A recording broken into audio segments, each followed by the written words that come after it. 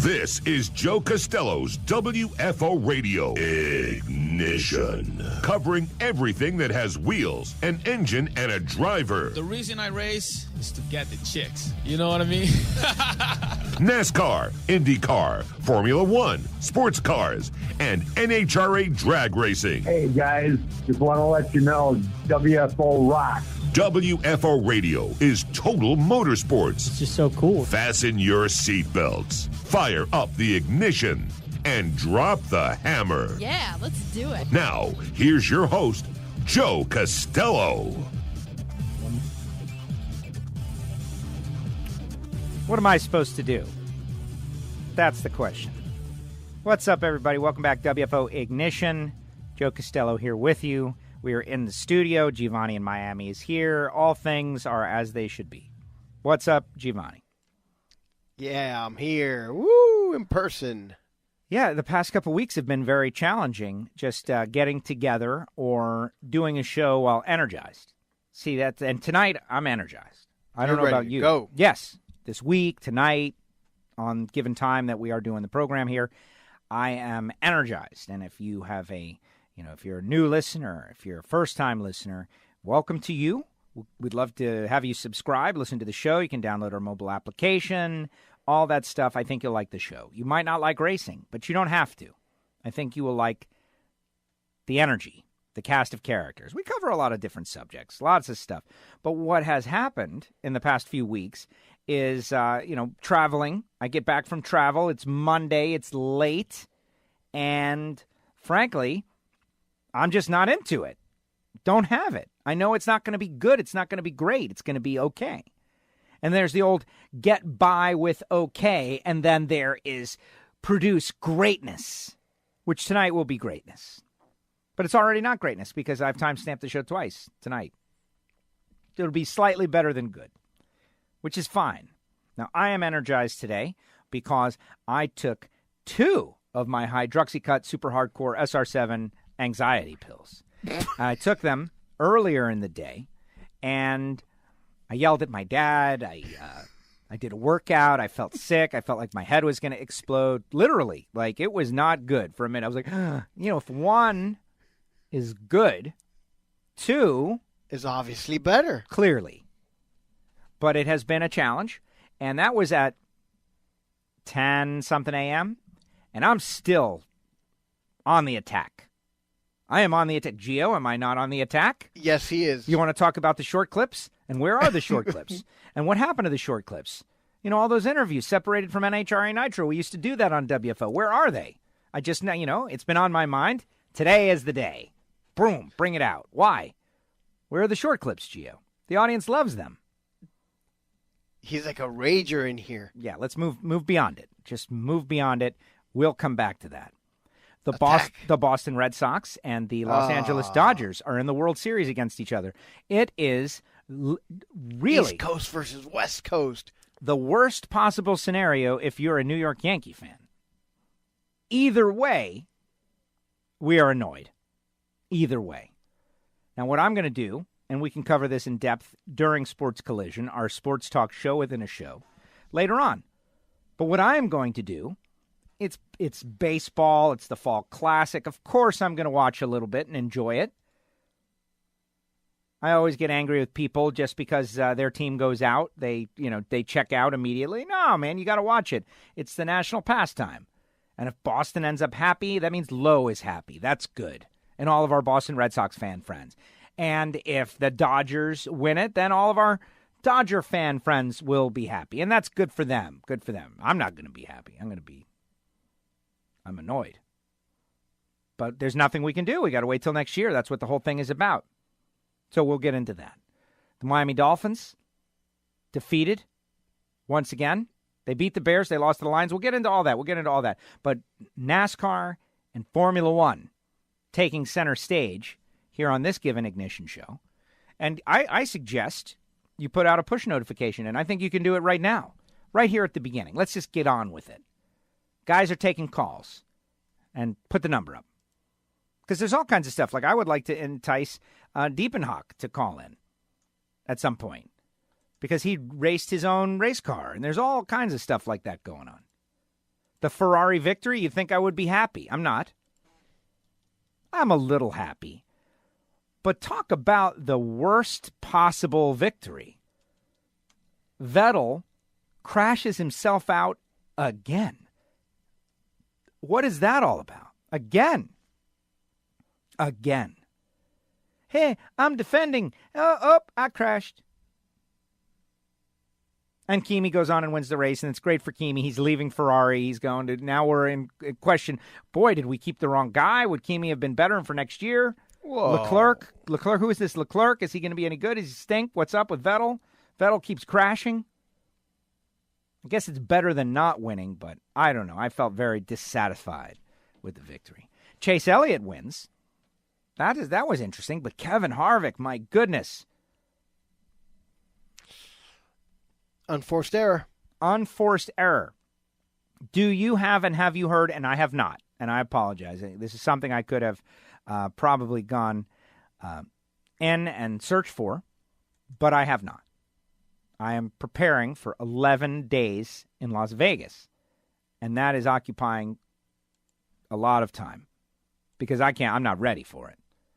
But hopefully you are ready for it because you must supply me with some picks because I'm going to be there for Thursday night Miami Dolphins. I'm going to be there for Formula One Mexico. I'm going to be there. I will be able to place actual sports wagers at William Hill and get that money. So the Geo picked, remember the dead locker from the other week, Kansas City, and the Patriots, take the Patriots to blow them out? Bet your kid. Glad you got that out of your system.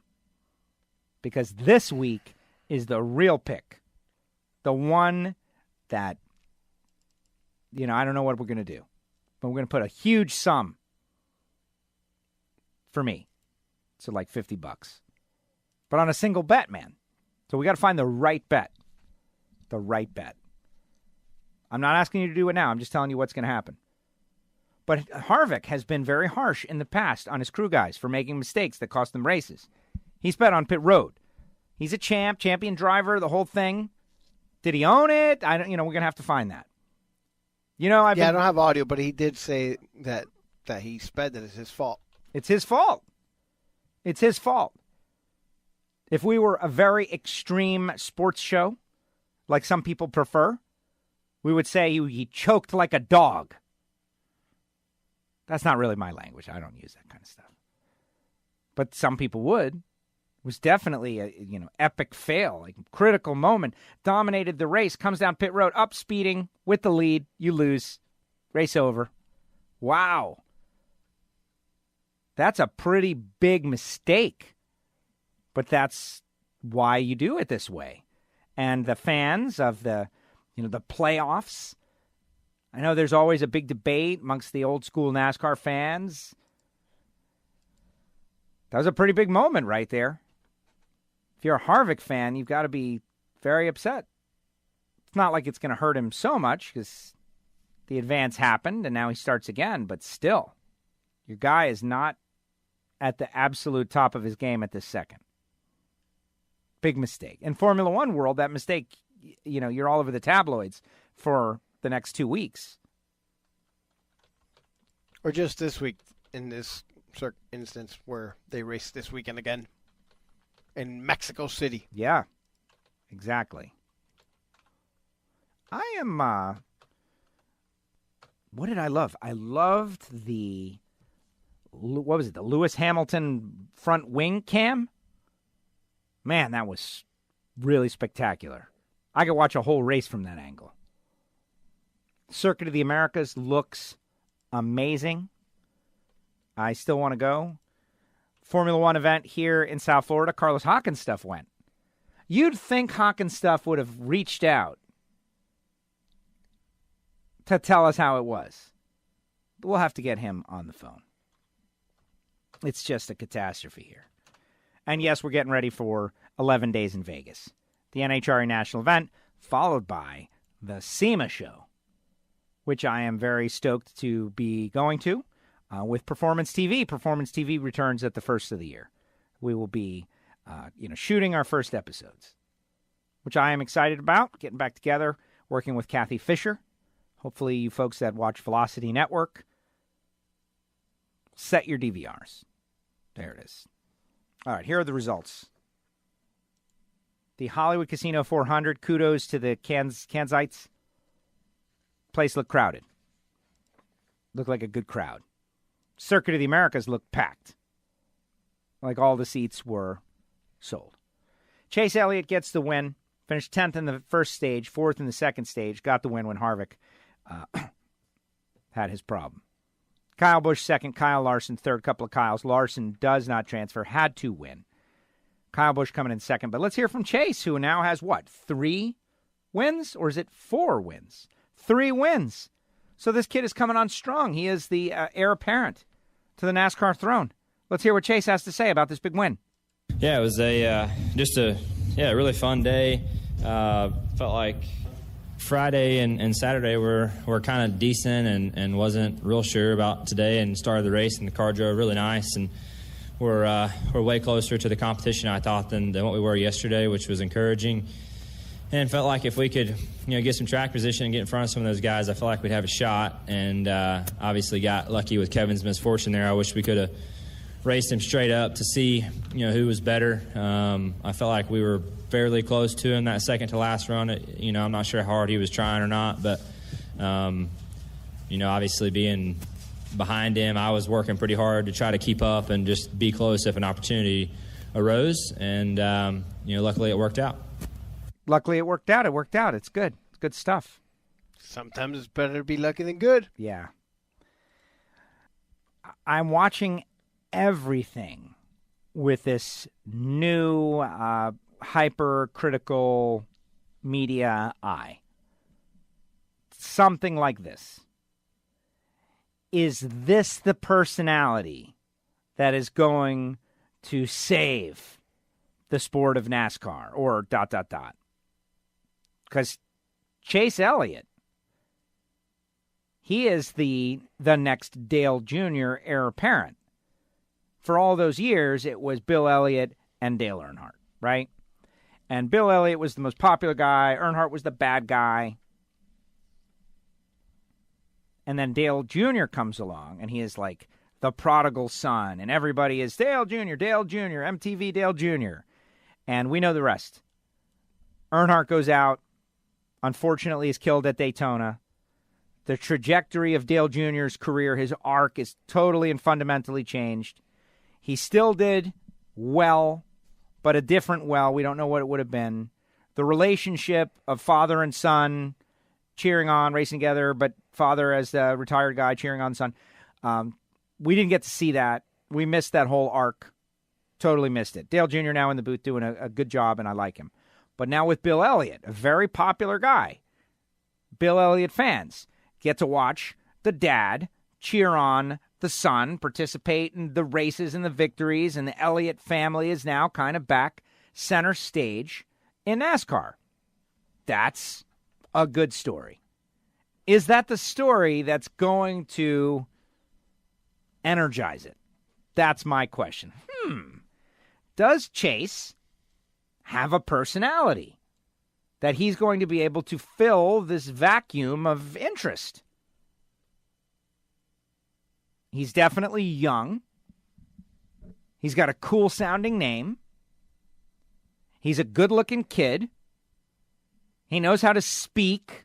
NASCAR royalty. He's NASCAR family royalty. He's got Dale Jr. and others in the booth, like pushing him as a star. Hendrick Motorsports. He's got his dad's number. And now he's contending for a championship. If this guy goes out and wins, he could. Is that the story we've all been looking for? To save the sport of NASCAR?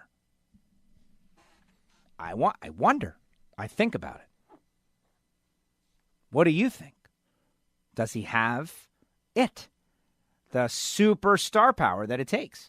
The it that, those guys who have come before him, they had. As a winner, will he, what will he do? I don't know. Do any of them have the star power? Who's got some star power? Oh, go ahead. I was going to say, we might not need one guy to have the it like back then. Well, the champ with has to all be. of these younger kids, like they all seem to have something. There's something about Blaney that I think he's got. Yeah, Blaney is definitely Kyle got Larson is young. He's got something. I don't know that he's got the total it. He's definitely not. I don't know if he's got superstar just bursting at the seams. But there's a lot of young guys that we still don't know exactly what they got or what they are. There's a bunch of them at Hendrick, not just Chase Elliott. Bowman the Showman. Bowman's young also, and William Lord Byron. William Byron's even younger than all of them. Yeah, I don't know. I'm just interested. But I'm just interested in like what will interest the audience. That's what I'm quite like. Is this it? I'm interested in Kimi Raikkonen winning a race. Like, I'm easy because there's not a lot going on there. I find entertainment in Kimi. Did you see that video? You sent that video. The horrible. Did I see the video I sent you? Yeah. Horrible lighting, and he's holding a microphone in front of there's an open window. There's a shadow on his face. Ferrari, what are you doing? Even your social media stinks. I'm attacking Ferrari after they won. It's been that kind of season, folks. Vettel crashes out every week now. Every week. I feel like I've been calling this out before it became trendy. Yeah, well, it happens every week. No, before it started happening, I told you, I felt uncomfortable with the amount of incidents he had been having leading even from late last season, where he always seems to come out on the wrong end of an incident, even when it's his fault or not. Yeah. Here's the rest of the results. Chase Elliott gets the win. Kyle Busch second. Kyle Larson third. Eric Jones fourth. There's, young talent, man. Young talent. Martin Truex Jr. fifth. Brad Keselowski sixth. Did not advance. Big name. Does not advance. Out. Brad K. Ryan Blaney seventh. Did not advance. Joey Logano eighth. Advanced. Bowman the Showman ninth. Eric Almirola 10th. Austin Dillon 11th. Kevin Harvick 12th. Clint Bowyer 13th. Denny Hamlin 14th. Bowyer was at the Formula One race. When was that? How was Bowyer at the Formula One race? Qualifying? Friday? Mm-hmm. Yeah. Yep. That's exactly what it was. So I would love to talk with Clint Bowyer. And, obviously, Clint, you're a NASCAR guy. This is what you do. But you appreciate other forms of motorsports. So you did NHRA on Friday. Then on Sunday, you participated in a NASCAR race at Talladega.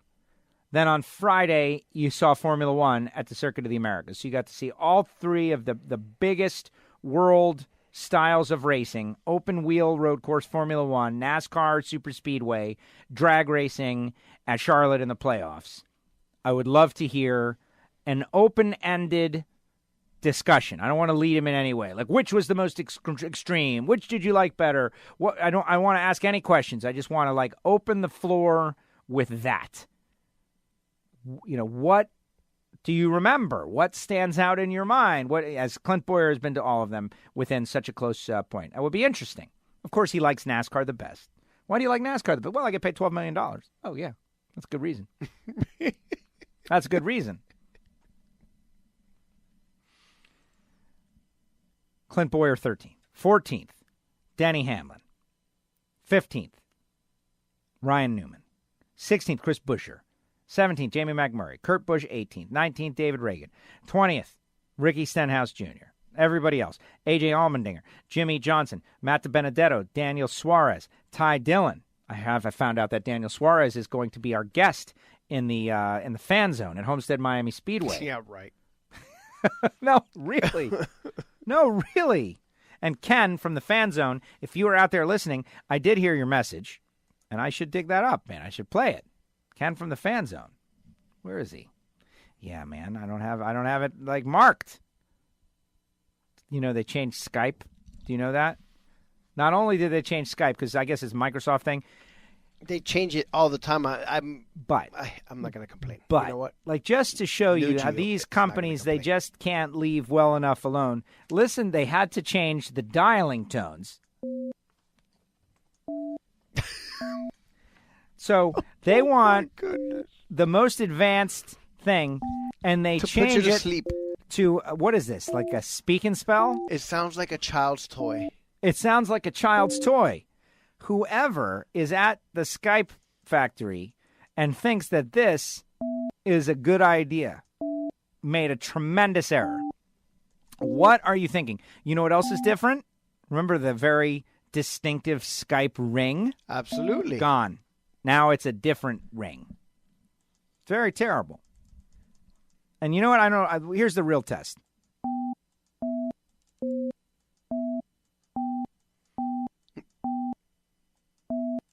You can't even play Mary Had a Little Lamb with 3-2-1 anymore. Oh, that's a real Skype ring. What's going on with there? That's you. You're playing that. Get out of here. What are you doing? Let me get back to the results. I did post on our Facebook group that we are taking calls with the phone. You scared me. I was like, what is this? That's the ring I remember. Yeah, that ring is gone. That ring be gone. And now it's back to this speak and spell thing. That's horrible. Isn't it? Skype is new and refreshed. I'm generally against change, but now I'm trying to be positive and come around on things. But that's a horrible sound. Okay, well, I'm happy it's not just me. You can change it, but the sound has got, I understand you guys and all these new companies that need to constantly be perfecting the item. Yes. For I don't know what. It's been a while since it changed. We got to give the impression that we're updating things. Right, so we can charge more. Exactly. For things. So anyway, back to whoever I was talking about. Daniel Suarez and our friend, he's going to be in the fan zone. Oh, isn't that great? Second year in a row. Well, last year, he was scheduled to be in the fan zone. Yep. Ty Dillon, Bubba Wallace, Michael McDowell, Regan Smith, Landon Castle, Trevor Bain, J.J. Yaley, Paul Menard, B.J. McLeod. And the Bear. Corey LaJoie, Kyle Weatherman, Reed Sorensen, Jeffrey Earnhardt, William Lord Byron, Ross Chastain, and Tim Hill. And there are the results. The results for the Hollywood Casino 400 at Kansas Speedway. Yes, there is definitely a youth movement in NASCAR. But everybody is saying that the millennials don't have personalities because of their devices and all that stuff. Like, we don't know if that's true or it's not true. But we are finding out. I thought the kid did pretty good. And we're just watching, Make me love you. That's what we're all kind of waiting for. Aren't we? Don't we want to care, like to fall in love with the driver so that we care? And who's your driver? Clint Boyer. But back when Tony Stewart was running, you cared. And when Dale Earnhardt and Dale Earnhardt Jr. were running, I cared. Like, man, it was part of my thing. It was part of my life. Right now, You're searching for a nostalgia that's just not going to be there anymore, man, because now we're like halfway to death. Do you think that's what it is? I hope not. The best of times. It was the best of times. It was the worst of times. There it is. All right, I want to tell you about some great wisdom. Speaking of some great sponsors, I don't think we even said anything about our great sponsors. Of course, Audible.com/WFO Ignition is what we want you all to go start your free trial. Oh, my goodness. Your listeners, you like to listen to this. Why wouldn't you like to listen to that? Isn't it simple as that, really? And they use us, who we've already captured your ears, to tell you about them. Audible.com/WFO Ignition. Start your free trial. Find something. Tell me what it is. Maybe I'll go listen to it. I'll see what it is. Like, what's on there. All kinds of great stuff. We'll see if you've got good taste. Yeah. And they've got the you don't like it guarantee. You can go and swap it out, like whatever it is. And you get to keep your books and all that stuff. But we also have other tremendous sponsors like HusseyPerformance.net, David Allen and their crew building the copper head gaskets on Sean Bellemier's world champion top alcohol funny car. Coincidentally, Sean Bellemier will be on NHRA Nitro this week. Isn't that amazing? The first of the 2018 champion interviews, not including Ty Tharp, the Mickey Thompson Top Fuel Harley Davidson interview. Because he's not in the Lucas Oil series. He's in the Mickey Thompson Top Fuel Harley Davidson series. Also, CatSpotLitter.com. Scott Palmer has not had the countdown that he wanted. But it is my opinion that the team is getting better and better regardless. They're just coming up on the short end of some tough races, and that is bound to happen. Rodak's Coffee and Grills.com, Marvin Rodak. Marvin is just a stalwart supporter of WFO. I enjoyed a little coffee. Mrs. Giovanni loved the Rodak's coffee mug That was a little surprising with as frequent as coffee mugs are. They're everywhere. The Rodax coffee mug was very intense. Like, wow, this is really great. It's not even the Nitro Barrel coffee mug. It just has the Rodax logo. It's pretty nice. So that was very cool. I'm telling you, folks, Rodax for the holidays, the holiday packs, they are a hit. Don't try to be all creative. Don't overthink it. Just call Marvin. Marvin, I've got these 6 friends. I want the holiday packs. How do we do it? You get a pound of coffee. You get the hot sauce. You get a, what is that? Spice rub? Spice rub. And I think it's just a tremendous gift. You get there, like, oh, what is this? It smells great. Oh, my gosh, it smells great. Oh, I can use this. I'll be using this through June. It's not a gift that gets thrown to the ground, into the garbage immediately, or regifted. And if they want to regift it, that's their business. Leave them alone. RodaxCoffeeandGrills.com. You like that tagline? If they want to regift it, it's their business. Leave them alone. Rodax. Frank Hawley's Drag Racing School. There's something you can't. I took those workout pills. It's the hydroxycut, man. It's not me. Frank Hawley's Drag Racing School, the Dragster Adventure. Not something that can be regifted, as far as I know. Maybe if you get it for them and they're like, they give it to their kid, that's their business also. But I think you driving a dragster at 130 miles per hour is something fun. You and your spouse, you and your friend, your best pal, your coworkers, your worst enemy, they will all love Frank Hawley's Drag Racing School Dragster Adventure. Samtech.edu sponsors the NHRA Nitro Show. Some of our listeners, I think it was Race Guitar, what an ingenious move. Like, what do we have? First of all, who was it that sent out that fantastic tweet thanks to all the WFO sponsors? It was Race Guitar, Mike. And then Kathy jumped in there, and everybody was like, thank you, thank you. Thank you so much, Samtech. And Samtech retweeted. That's nice to see.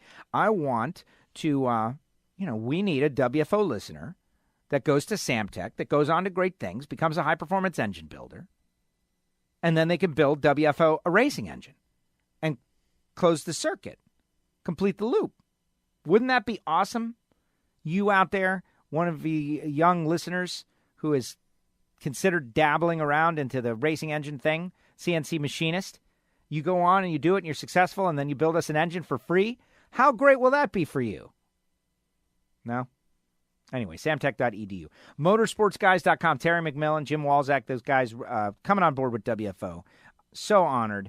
And they are still giving away those hats. The Vegas Win Tribute hat, we're coming up on the 1-year anniversary. And Terry and, Corey got married out there in Vegas, and then he went on to win his first race. You go to motorsportsguys.com, you buy some stuff, you add the hat, you use the promo code WFO, the hat will be free. Free! And it is a tribute not only to their Vegas win, but just a very positive moment in the world. Should they get married again? Yes, they should definitely renew their vows. Every year. I'm not superstitious or anything. Well, I am superstitious. Definitely renew the vows. How do you think we're getting Steve Torrance every week? I'd be like, dude, you don't want to break the chain, man. You don't want to break the chain. You come on WFO, you win the race. It's part of winning. It's part of winning. That's the tagline. WFO, it's part of winning. That's right behind, if they want to re-gift it, leave them alone. Wisdom. Aerospacecomponents.com. Kim Cussy and the team. They want to know how many people are clicking on their banner ads on the website. How many people are clicking on the banner ads? And that gives me the whole thing I have to explain. Like, it's not really about the website. It's about people hearing the show and hearing about aerospacecomponents.com and their brakes and their shifters and their vacuum pumps. That's right. So you'll be supplying me with those numbers. Hangstifer's Metalworking Lubricants. This one is big because Hangstifer's came on board with WFO, several weeks back, month back or so. They had the big trade show. But the next big trade show is PRI, and I will be there. And so I really am hoping that everybody that is a WFO radio listener, like the other one was a manufacturing trade show. So we had a couple of people go over there and say what's up. And they had got one really massive lead from WFO. But PRI, that's our jam. These are our people. So I am hoping that all of our people go to the Hankstafers booth, in particular when I am going to tell you I'm going to be there. And, I don't know what to do. I'm not saying, start chanting my name or anything. I'm just saying, let's all go be there together and we'll hang out and show them the full power of this fully operational battle station. And then, of course, Audible.com Ignition, which I started out talking about. Okay, when we come back, we will, Gio got an email about the commercial break lengths from a very, high-up executive in the world. From an insider. And I thought it was great. We are going to do some things to shorten the commercial breaks that you hear. And I want to be very straightforward with you guys as listeners for this. Number one, we haven't really gotten any complaints about this. And I know why. I know what you guys, I'm not a baby, folks. I'm not a baby. I know exactly what you're doing, and that's fine. Okay? But you know who our sponsors are. But what we're going to do is we're going to try to make the commercial breaks a little more entertaining with some promo material that Giovanni is going to be working on. And also, cuts of fun, things that happened during the show. Like just a few minutes ago. You laughed, right? Whatever that was. You should write that down. That should be the promo. But also, make it so that the commercial breaks are a little bit shorter. I think it's important for you guys to do that. Now, many podcasts don't do commercial breaks like that because they either have one big giant sponsor that pays the whole deal. We don't have that. We're in a different model. We have to have many sponsors, many small sponsors that can afford to support a podcast in exchange for access to our vast audience. Makes perfect sense. So we'll be back after this relatively short break. All right, we're back. You going to hit him with something? This is WFO Radio.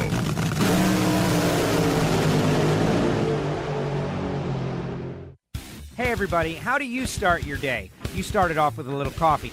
And do you want something cheap and vacuum-packed with garbage? You want to pay for a retail coffee? It's like $11. Or do you want something that is good, like RoadAxeCoffeeandGrills.com? Join the RoadAxe Army. WFO users and listeners know all about it. Over 40 grades to choose from.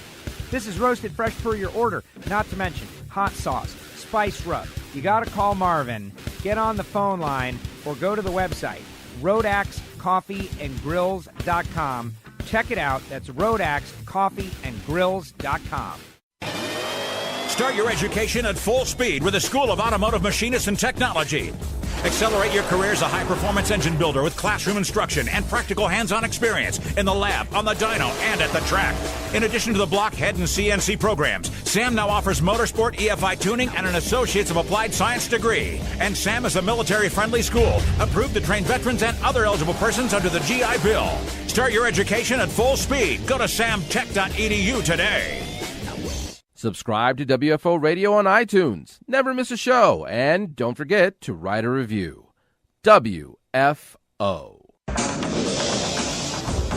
Now, back to WFO Radio Ignition.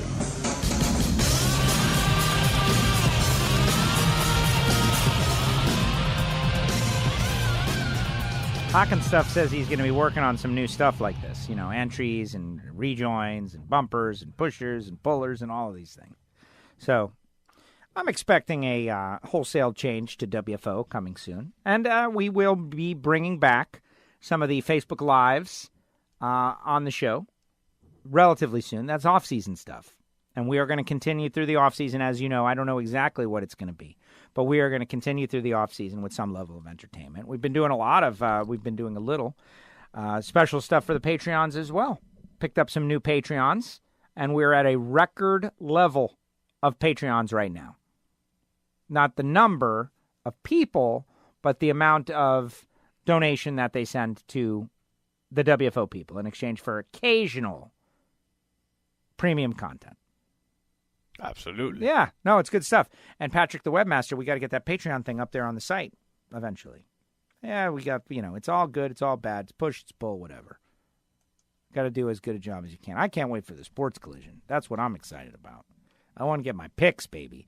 Do you understand? 11 days in Vegas? Sounds like fun. Yeah, right. Does it really sound like fun? No, not really. Not 11 days. Not to me. I don't want to be there anywhere for 11 days any longer. That's what I'm saying. It's like I get there on Wednesday, Thursday, Friday, Saturday, Sunday, Monday, Tuesday, Wednesday, Thursday, Friday, Saturday. I come home. So that's 1, 2, 3, 4, 5, 6, 7, 8, 9, 10. Come home on the 11th day. Got a budget for that in Vegas? Really? Now, I did it last year, and I managed to survive somehow. But now I'm thinking back, like, how did I manage to survive?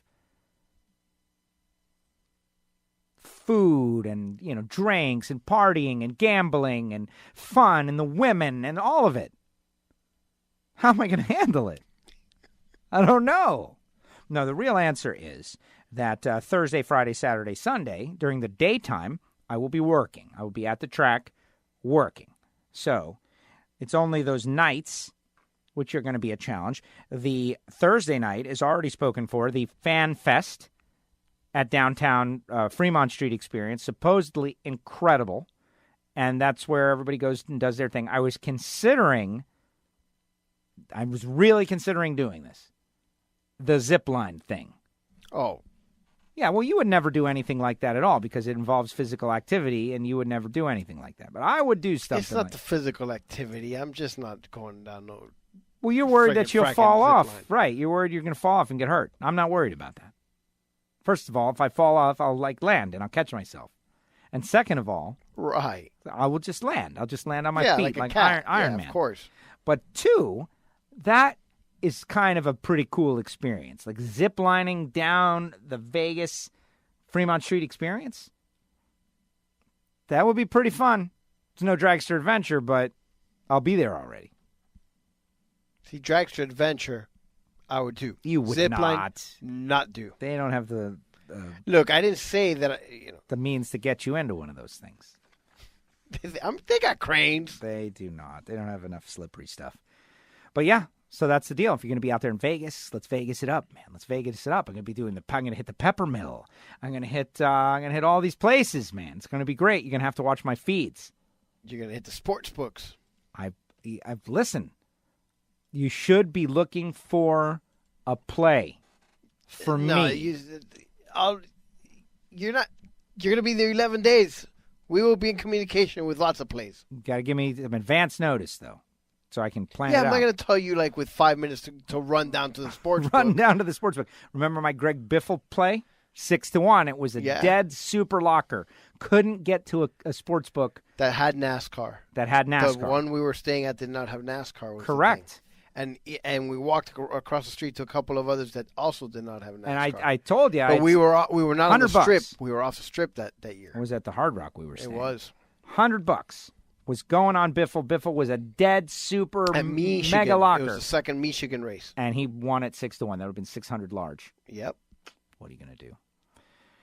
Gambling. It's all about losing and occasional winning. That's it. That's how it is. That's how they build billion-dollar casinos out in the desert. All right, let's talk Fantasy League. Last week you won the week. I did. I know. I didn't even get my proper fare. I mentioned you. Yeah. I mentioned you. Casually, probably. You didn't listen to that. Don't act like you listened to it. You did not. I did. Doubt it. It's like 30 minutes. I had to mention, I made this great dash towards the front. Yeah, no, all the way to third. Listen, I was 36 points behind low. I was moving on up. Well, here's this week's weekly winner. 353 points, finishing that first. Wasn't me. Aviator Racing. Wow, what a week. One of our legacy teams. Aviator Racing really is one of the first teams ever. The family would sit at the dinner table. The image that I have in my mind of what they look like is probably not in any way accurate. But Aviator Racing has been with us and around forever. I have no idea if they listen to the show. You'd think after me saying all this wonderful stuff, they'd reach out. But who knows? Won the week, 353. Huge. Second place, past champion, Smothered and Covered. Third, Flea Tree. Did I tell you I saw Flea Tree in Dallas? You didn't say anything at all. Yeah, man. We took a pic. I posted it somewhere, or maybe I didn't. Yeah, of course. Can I tell you something about Flea Tree? I'm going to tell you something now. Serious. Good guy. All right. No, always comes around, says what's up. Nice person. Wish we had a chance to hang out more. We don't get a chance to hang out. And he's a total degenerate gambler, I think.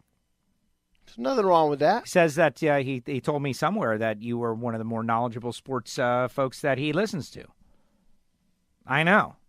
I didn't believe it either. And you barely put any effort in. Imagine if you did. Dirty Hippie's third. Ooh. Actually tied for second with, or tied for third with Flea Tree. Stubo. Supergas crew chief. Stubo. Oh, look at this. Look who's sixth. Sixth, WFO Joe. Woo! That's right. That's right. I'm not going to take my shirt off and run out just because. Yeah. It's only sixth. And this is coming in off the worst Talladega ever. So. Yeah, what did you have? 322? Yeah. So you had like 350 combined for both weeks? Yeah. Pretty much. No, like 400. 450. I think I had 140 points. Well, there you go. That'll do it. Brutal. So, yes. Put the shirt back on and sit down. DRT 99, 7th. Black Ice, 8th. 8th, Gio in Miami, 320. Right. Black Oh, Ice look at Team that. Gray. You and the Gray. Three-way tie. And allow me to be the first to say happy birthday to the Gray, whose birthday is tomorrow, Tuesday. Thank you, Uncle Joe. I know, man. Well, we had the little party at the Chuck E. Cheese. I was a little concerned about the party and kids. You know, I'm very concerned about, maybe Chuck E. Cheese is too, some of the kids won't think it's cool anymore, right? I was a little worried about that. Like, are they too old for Chuck E. Cheese? No, man, they were not too old. Chuck E. Cheese was perfect. The kids all had a great time running around like little animals, just like crazy.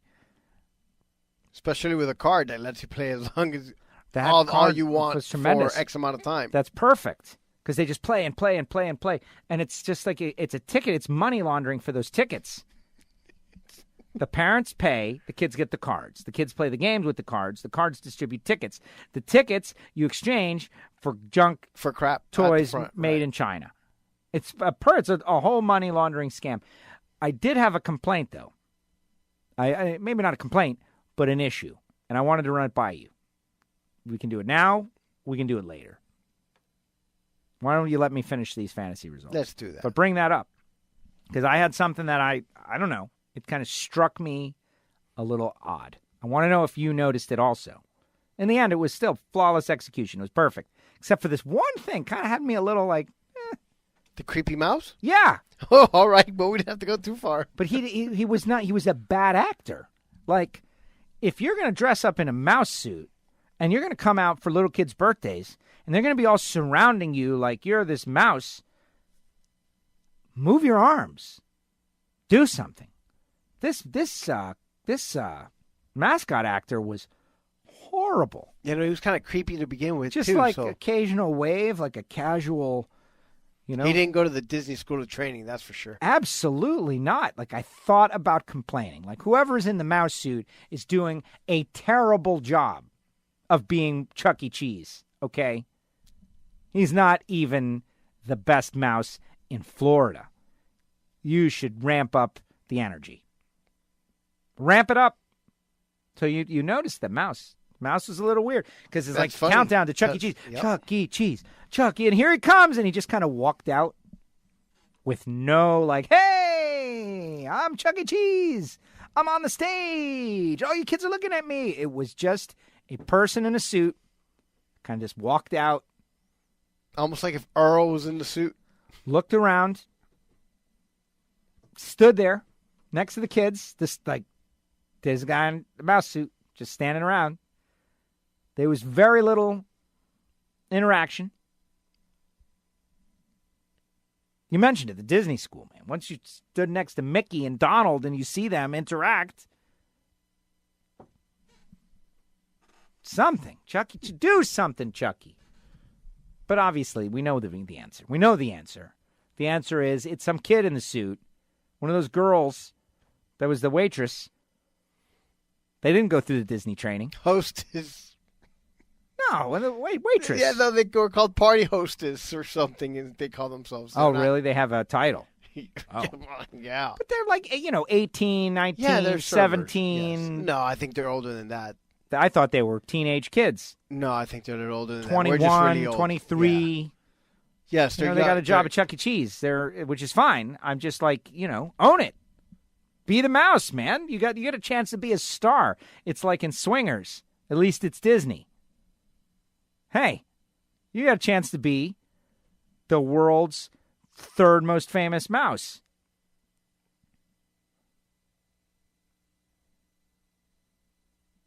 Mickey Mouse, 1. Jerry Mouse, 2. Chuck E. Cheese, 3. Oh, I don't know. What about Speedy Gonzalez? He's 4. more famous than Chuck E. Cheese. Yeah. Speedy Gonzalez. But he's part of the same Tom and Jerry thing. Oh, so the Mexican cousin doesn't count? He counts, but he's not, I guess he's bigger than Chuck E. Cheese. Chuck E. Cheese is pretty big. I liked Slowpoke, what was it, Rodriguez? Chucky's, cousin. Speedy Gonzalez's slower cousin. Yeah. Yeah. I liked him. Is there another more famous mouse that I'm not thinking of? Mighty Mouse? Chucky's down to 5th.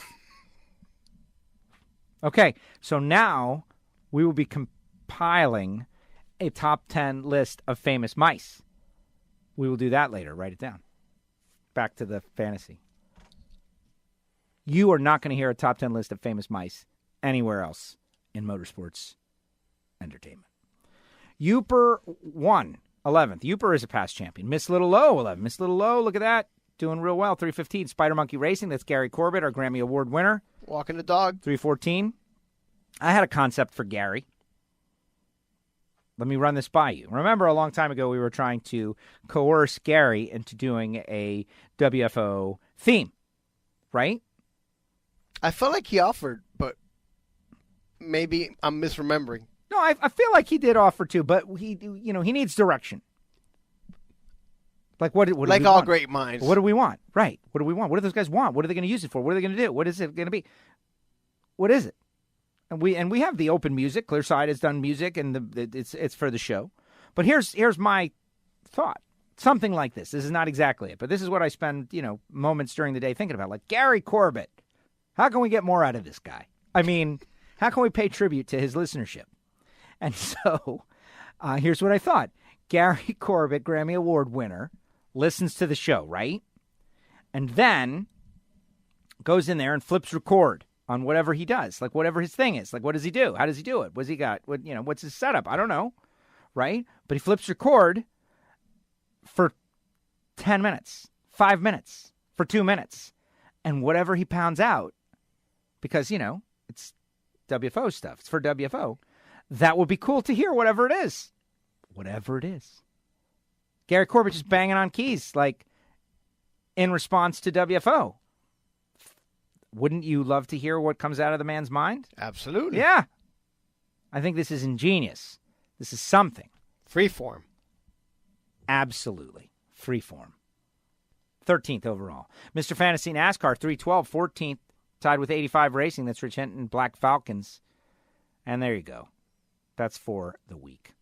I'm thrilled that I was up near the top, man. I was near the top. That's good stuff. But let's get to the big stuff now. That's right. Let's get what to everybody wants stuff. to hear. The important stuff. Full season. Full season. The new leader. Giovanni in Miami. Wow.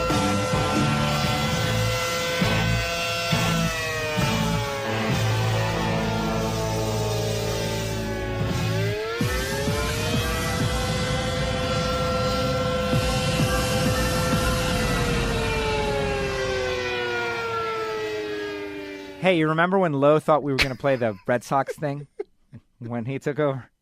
No way. No way. Up to Giovanni Miami takes over the lead. Bobby's Bug Barn was in the lead, has fallen back to third. Lowe is second. So here is the deal. Wow, Chad Robb, Mr. Fantasy NASCAR, has gained ground. He is now only 101 points out of the lead back there in fourth. But really, it is a 3-car breakaway. Gio in Miami, Lowe's Chingones, and Bobby's Bug Barn. Now, Lowe, I know you got a couple of kids and a wonderful marriage. and a family. And Bobby, similar situation. You're doing your thing at the Bug Barn, and your life and everything is all good. But this is definitely the most consequential thing that has happened in a while. You guys are personally battling Giovanni in Miami for a spot on the trophy.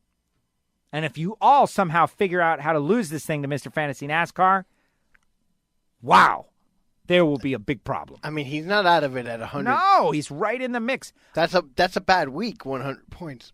I think that even Aviator Racing at 210 is still in it. He'd have to do something special, leapfrog all those people, but he's still in it. Still in it. Yeah, I gotta say, if I was back there, I'd be pulling contrarian-type teams. Making moves. But you, who knows what kind of moves you can make. Making money moves. Craig and Newhall. 4 weeks left. Craig and Newhall. We should not discount Craig and Newhall. 132 out. Black Falcons, 149 out. Smothered and covered, a past champion. +4, by the way, positions. 171 out. Uper 1, past champion. +2. 175 out. These guys are past champions. Elephant Racers, Dan, 196. Elephant Racers, please reach out to us. Report. I would like to send him his Homestead Miami Speedway ticket package so I don't have to think about that.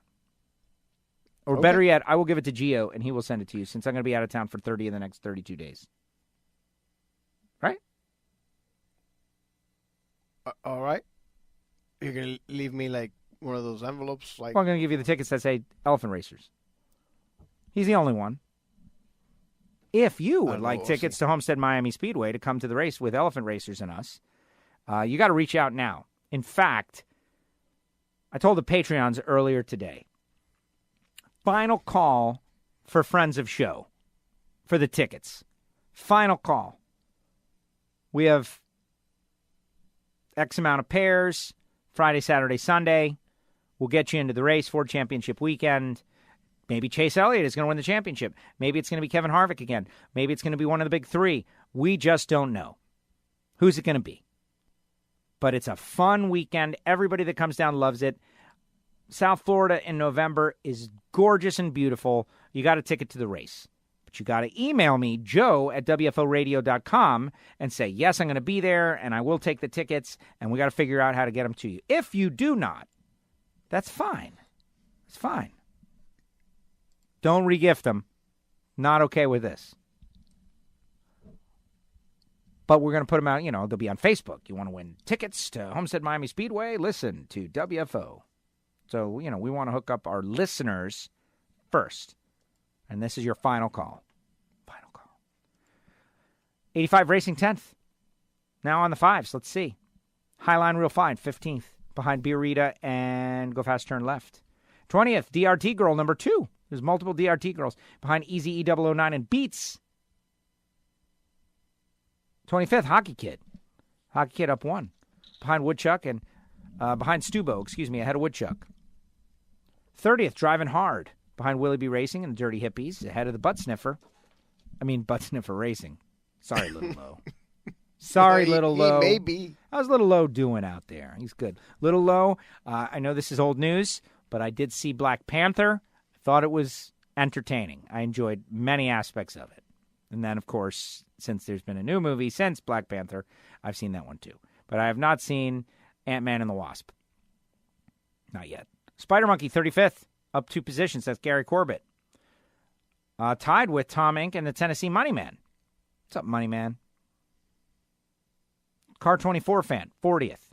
45th, Northwest Nitro, who is just behind WFO Joe, who is just behind Miss Little Low, who is just behind Team Gray. Team Gray, 42nd. Miss Little Low, 43rd. 44th, WFO Joe. 45th, Northwest Nitro Fanatics. That's pretty impressive right there. And we're like the stock market, the way I'm like up, down, up 11, down 6, up 12, down 9. Big moves. Peaks and valleys. Yeah. You're volatile. Sacramento Racing Fan, 50th. 55th, Rich and Saugus. 60th, Moonchild. That's it. Nobody else really worth mentioning. There is your fantasy results. Excellent. Excellent. Now let's talk a little bit about who advanced. Pretty important stuff to talk about on a NASCAR show. not really a NASCAR show anymore. We're more general motorsports / sports / entertainment / this is what we think about stuff. You like it? Kyle Busch, Kevin Harvick, Martin Truex, Chase Elliott, Clint Bowyer, Joy, Kurt Busch, Eric Almirola. From that group, your championship 4 at Homestead Miami Speedway will emerge. I can tell you that on Wednesday, and I was very disappointed, and Gio, like you're welcome to go to this if you want. I would have to call an RSVP, and I also know there's no chance you'll want to go to this. So there's that. But who is coming down? Is it Ryan Blaney? Yes, Ryan Blaney's coming down. Oh, that's bad timing. He didn't advance. But Ryan Blaney is coming down, and he's going to be at the Dania Highlight, where our great friend Big Dave Lemon from Poker Action Line podcast works. And they're going to go have a big thing where they will play Highlight against Benny, one of the legendary Highlight players. And they will take the, what is it called? Pelota. That's the ball. I was thinking of the, what is it, a Celeste? The wicket. Close. The basket? Yeah. The canasta. Canasta. That's right. It's a Spanish for basket. And I am very, I would love to go do that and jump on the wall and be like the opening scene of Miami Vice. Hey, what is this funny looking, shirt, underwear ad that you must have clicked on because it just pops up here now because I'm connected to your internet? I don't know. You want me to come over there? Pause it for a second. I've had it multiple. No, I guess. What's it called? Is it something that we don't want to say? Is it no? I'll say it next time it comes across. It's it almost looks like a garter for men, but it looks like if it's holding his shirt down, tucked in, almost like the opposite of suspenders. Is it up on your computer? Or I need no, to it moved away. The ad moved away because it was in my face, and that's the 4th time I've seen it now, sitting here in about an hour. I have no idea what you're talking about. All right, I will. Yeah, that's interesting. And because generally at home what happens is my wife goes to Target.com or something, and now I'm bombarded with Target ads, which is the thing I've never understood. It's clearly someone here went to Target already. Why don't you show us something we already know about Target? Show me the next place. The whole algorithm thing is really destroying the world. Yeah, it's kind of creepy anyway. But it is. It's destroying the world. It's there's no room for growth or change in everything. It's we're going to show you what you already know over and over again. That's it. That's what I'm railing against. They're finding a lot of genuine societal problems are happening right now. We're in a very critical time in our world history, and nobody understands it. That Boston Dynamic dog dancing robot thing that they sent us was really messed up, okay? Scary. They're going to put a grenade launcher on that thing. They're going to release packs of them. They're going to be coming around. It's going to be terrible. But that's not even it. There's this, show with, The World, Lisa Ling, whatever, and one of the promos to the kids, there's 5 teenage girls. They're do you guys think you're addicted to your phones? And they're yes, we're all addicted. Yes, we're all very addicted to them. Yes, help us. It's the new crack. It is. And they're all just checking out the same thing. Bye. Anyway, as far as the Championship 4 at Homestead Miami Speedway, I think Homestead Miami Speedway would very much appreciate Eric Almirola making it, because he is the Cuban Missile. And they think they would, but they are trying very hard to make him a thing in the community. And, it would help if he spoke Spanish. It would. And sorry, no offense, but really, especially down here. Yeah. All we would have to do is blur, I love you, Miami. I love you, Miami. And there's a bit of a schism, I think, between the Tampa Cubans and the Miami Cubans anyway. I think that's why they went to Tampa. I guess I hadn't considered it. I just figured they were spreading like a virus. Joey Logano, Clint Bowyer. Clint Bowyer would be a really fun. What were we watching where Clint did a spot or a take it to break or something? Really good, really positive. The football game. Was that a football game?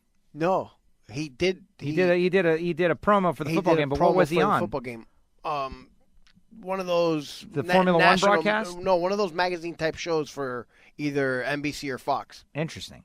But he did a great job. Clint is to me, of all the people that are out there now, who has got the biggest and brightest and most likable personality? It's Clint Bowyer. Outgoing, positive, likable, happy. Hey, you're a race car driver. You're living your dream. Yes, and I'm happy about it, and I like it, and I really enjoy it, and you can live vicariously through me. But I don't get that from anybody else. Kyle Busch is angry about it. But he'd probably be good to have down here, too. Kevin Harvick, Martin Truex, Chase Elliott. So what's NASCAR hoping for? They're hoping for Chase, Eric Almirola, Kyle Busch. I don't know. It's tough. Yeah, no, it's good for people to be out there. Well, what about the Busch brothers? Busch. What about Busch versus Busch for the championship? I don't think they would... That's kind of interesting. Brother versus brother in one championship race. That's kind of interesting. I mean, nobody likes any of them, but still kind of interesting. Somewhat interesting.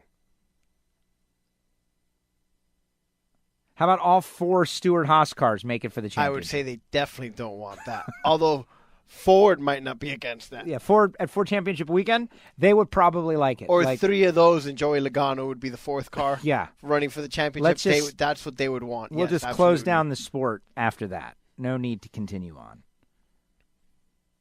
I want to see Truex defend his title in a team that's going away next year. You know, that's the downside. That's what makes it tough. That's the downside of that. If it's going to be able to continue. They haven't been running great. They had a good finish to here, and were able to advance. They got to get here. How are they going to get here? Is Martinsville going to get them here? Texas, they can definitely hang and win at Texas. They can win any one of these races. But so can Kyle Busch and Harvick. Yeah. I mean, if Harvick manages to not make a mistake, he could have won easily at least 3 or 4 races throughout this season. That's why you got to get the tickets. Fastest car doesn't always win. It's just that well, simple. exactly. The driver that speeds on pit road loses. Yep. And that's exactly what happened to Kevin Harvick. Kevin, do you feel like you lost the championship when you sped on pit road at... Well, no, actually not. Yeah. It it's essentially forgotten. Didn't matter. It doesn't matter. He New advanced round. anyway. New round. The sins of the past are forgotten. Well, he had already advanced. Do that at Homestead. That's the story. one. That's the one. So anyway, just some food for thought. Who would you like to see? I guess, you got to want Chase Elliott to be in there. Really, Chase Elliott's going to win the championship right away? Just like, hey, I'm champ, I guess. Well, it's this. The system allows it, but... No, I think that he's probably not going to win the championship, even if he qualifies. I mean, yes, he's got as good a chance as any of the other 3 guys if he makes it to Homestead, but I'm still thinking in the end we'll probably see Kyle Busch, Harvick, and the then big at 3, that point, probably the big 3 plus 1. At that point, if somebody sneaks in and wins one of these next races, but why not Chase Elliott? He's having a good run. He's won 3 out of the last 11 races. What about Joy? He could let's win. Talk about an under-the-radar dude. Finally, maybe, the racing gods are going to... Because remember, a couple of years ago, I'm not saying he had it won, but he was front. having a dominant chase. Yeah, and he was up front, and what happened to him? Oh, some guy got angry and raged and put him into the wall when he was leading a race. That's a perfect example of how the fans had their, Joey Logano. No, you guys were wrong. And his whole trajectory kind of changed after that. Now, he was in the mix at Homestead. That was when Jimmy Johnson won, right? And he was involved in that big crash at the end, the crazy crash that enabled, what was that, Carl Edwards made a move. Was it Edwards making a move on Joey Logano? Carl Edwards making a move on someone, blocking him low. You could probably look that up, and caused the big crash that enabled Jimmy Johnson to win his 7th. But Logano was involved in that deal, and that's when it went south. I don't know. I think these are compelling. There are definitely compelling, interesting stories. What would Miami like the best? Most star power. They would like Kyle Busch. They would like Kevin Harvick. They would like Chase Elliott, and they would like Clint Bowyer? I don't know. It's interesting. I don't know if they know the name, but yeah, I think they would like Clint Bowyer just because if he won, it'd probably be really good. He'd enjoy it down Let's here. plan from now. If Clint Bowyer wins to try to hang out with him after.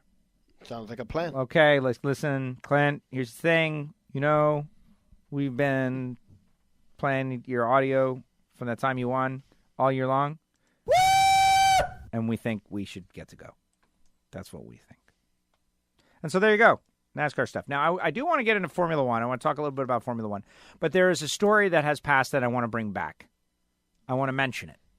Just because. Okay, Susan Wade, who is a friend of the show and wrote on dragzine.com a story about Ashley Sanford, who's also a friend of the show. Sanford, mom on details, poised to headline at Alan Johnson Racing. And it's I meant to ask you about that. I saw it out there somewhere. I don't in know. The Cosmos. I kind of don't like the whole premise of the story because maybe there's something, but we're not exactly sure. But that's not what the story is. That's not what the story is. The story is Ashley Sanford takes up for female drivers in the wake of the W Series being announced by, I guess, the FIA Formula One. That's what it is. But they buried that in the headline. And I don't know if that's Dragzine because they don't think that their readers are going to care about a female driver being irritated by this W Series. But the W Series is basically a powder puff race. Now, here in America, powder puff races, we had them. There's powder puff football and there's powder puff racing and powder puff races at local racetracks. And I know we have female listeners, and maybe they think powder puff racing is like cool. And I would certainly, if that's all there was, I would race it. But I think we moved beyond it. I think we're beyond powder puff. I think we have seen that we have a sport, and men and women both go out and try to compete. And some women are good enough to compete, and some men are good enough to compete, and most are not. You and I are not good enough to compete. There's literally thousands and thousands of men and women that are not good enough to compete, but some are, and more women are getting better and better, and they can compete. And in the world of drag racing, we have proven that many, many women can compete, and they're competing left and right, and in fact, in many ways, dominating the sport now. There's no shortage of successful, attractive, competitive, go-getting females that are dominating the sport of NHRA drag racing. That is great. But Sanford basically got on a soapbox a little bit and said in a tweet that she composed once this series was announced, and she basically said to the world, this is not cool. This is not cool. And I thought that was courageous of her. There are women that, they run open-wheel style cars. And by being in this powder puff series, which I'm calling it that because it's all women, and that's what, I guess that's disparaging and derogatory, right? Powder puff? I think so. So I'm the one that's the bad guy now. I wouldn't go that far. I mean, especially you, you're really very careful about these things. You just kind of... Well, I'm bringing it up for a reason. I'm proud of Ashley Sanford for saying, hey, lame. Wait it out until there's a female who can do it, and that's it. We don't need to have men and women's golf, men and women's tennis. You don't need to have that. And so, I wonder what the audience thinks. Do they like the idea of an all-female series? They watch female tennis. Well, but it's. I don't know that it's not that people won't watch. I just think it's different. Whereas in other sports, there are physical differences that matter between the men and the women. Yeah, or like the sexes. The worst men tennis player is going to destroy on the women's circuit. Absolutely. And golf and correct. Everything that requires physicality. Right, or think NBA, WNBA. Right. Or and so forth. But in a race car, it doesn't matter who's behind the wheel. Almost like on a horse as a jockey. kind of, it doesn't really matter. Your athleticism is not what decides whether you're good or not, or fast or not. Of course, there are things involved like hand-eye coordination and so forth. And strength and stamina. But that is not the deciding factor, as in who's faster or can jump higher or can throw further or what have you. It's not the most critical thing. You must have it and achieve a level of it, and it's not even a minimum level, but the level can be achieved by women. The level of stamina can be achieved by women, I think. We've seen it demonstrated. It's been proven. It's been proven. But like someone who would say, Danica, in the end of those races, she would fall off at the end, and, maybe she didn't have that physical strength. That was what was holding Danica back? I don't think so. I don't think so either. I think it was just, in the end, not enough talent. To drive those cars. To drive Absolutely. the stock car. I think had Danica stuck with open-wheel Indy cars, she would have had more wins. More success. Yes. She would have broken through for a victory or 2 or 3, maybe even at the Indianapolis Motor Speedway at least once. I'll buy that. Yeah. But she chose the money and the star power associated with NASCAR as opposed to the IndyCar series. You may recall that was a big, massive decision. And I don't know if she made the right one. They say the hindsight is 20/20. But anyway, interesting. Ashley Sanford gets up there. And the drag racers don't get the respect anyway. Well, they're just going straight. So anyone can do that, which is not true. But I do admit it's a whole different skill set. There's a whole next level skill set that a drag racer may also have. But just because you can be a great drag racer doesn't mean you can get a Formula One car around a road course or get it down the pit road. Just the way it is. Whereas Clint Boyer, if we jump him in a top fuel car, could he get it down the racetrack if we said, like, Clint, this is, you get $1 million if you get to the other end. First shot, go. I think Clint could maybe do it. Or maybe not. Or with the instruction, like I'm sure he's capable of, getting it down the track. Yes. Maybe not at, Ron Cap speed or whomever. Right. Whereas, hitting multiple apexes on multiple corners, accelerating, decelerating, it's something you have to go through many years of advanced individual training.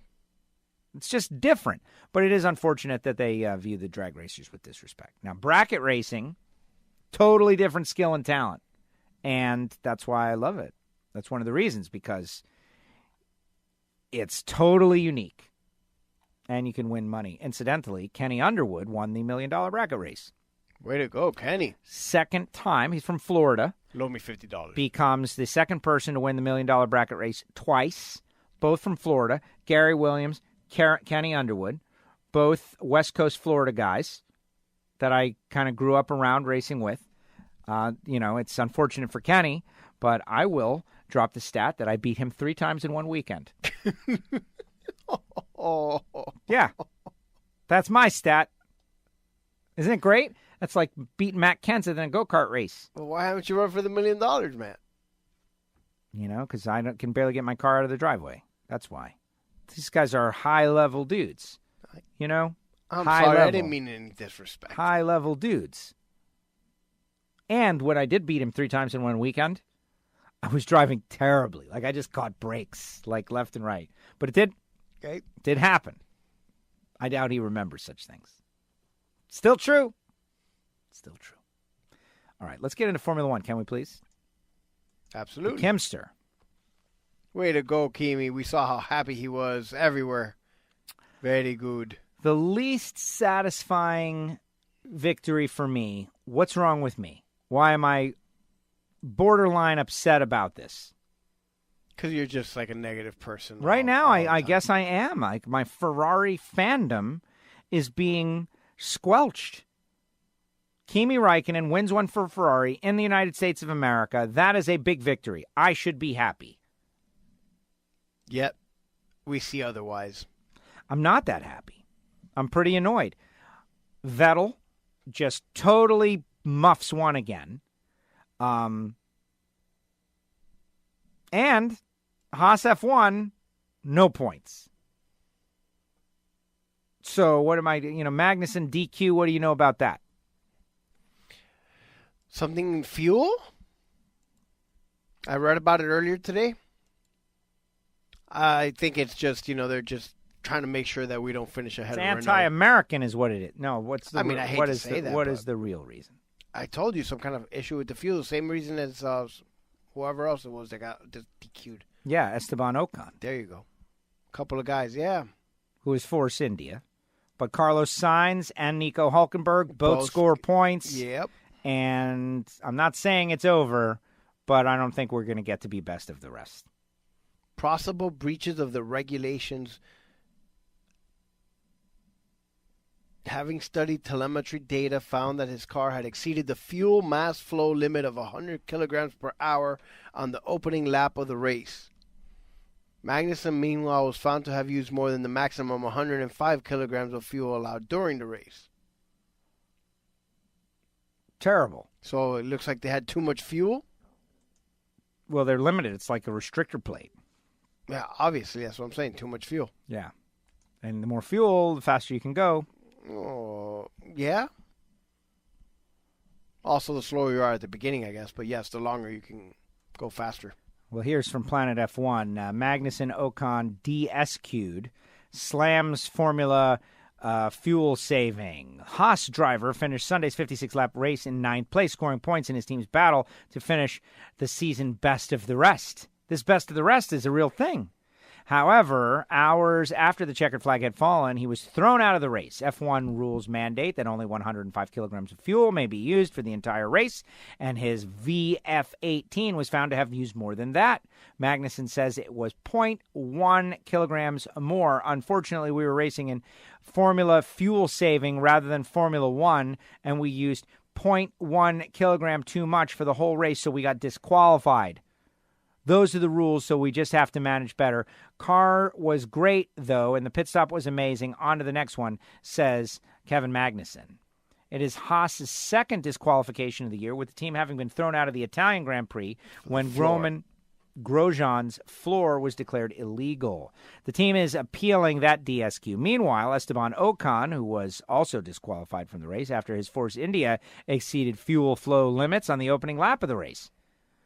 Ocon finished 8th with Force India, with the team's CEO, Otmar Snaffer, adamant he never gained an advantage. We didn't get an advantage, is what he said. There are track limits, but if you go outside the track limits, which you shouldn't do, then if you haven't gained an advantage, they don't do anything. If you have gained an advantage, they do something.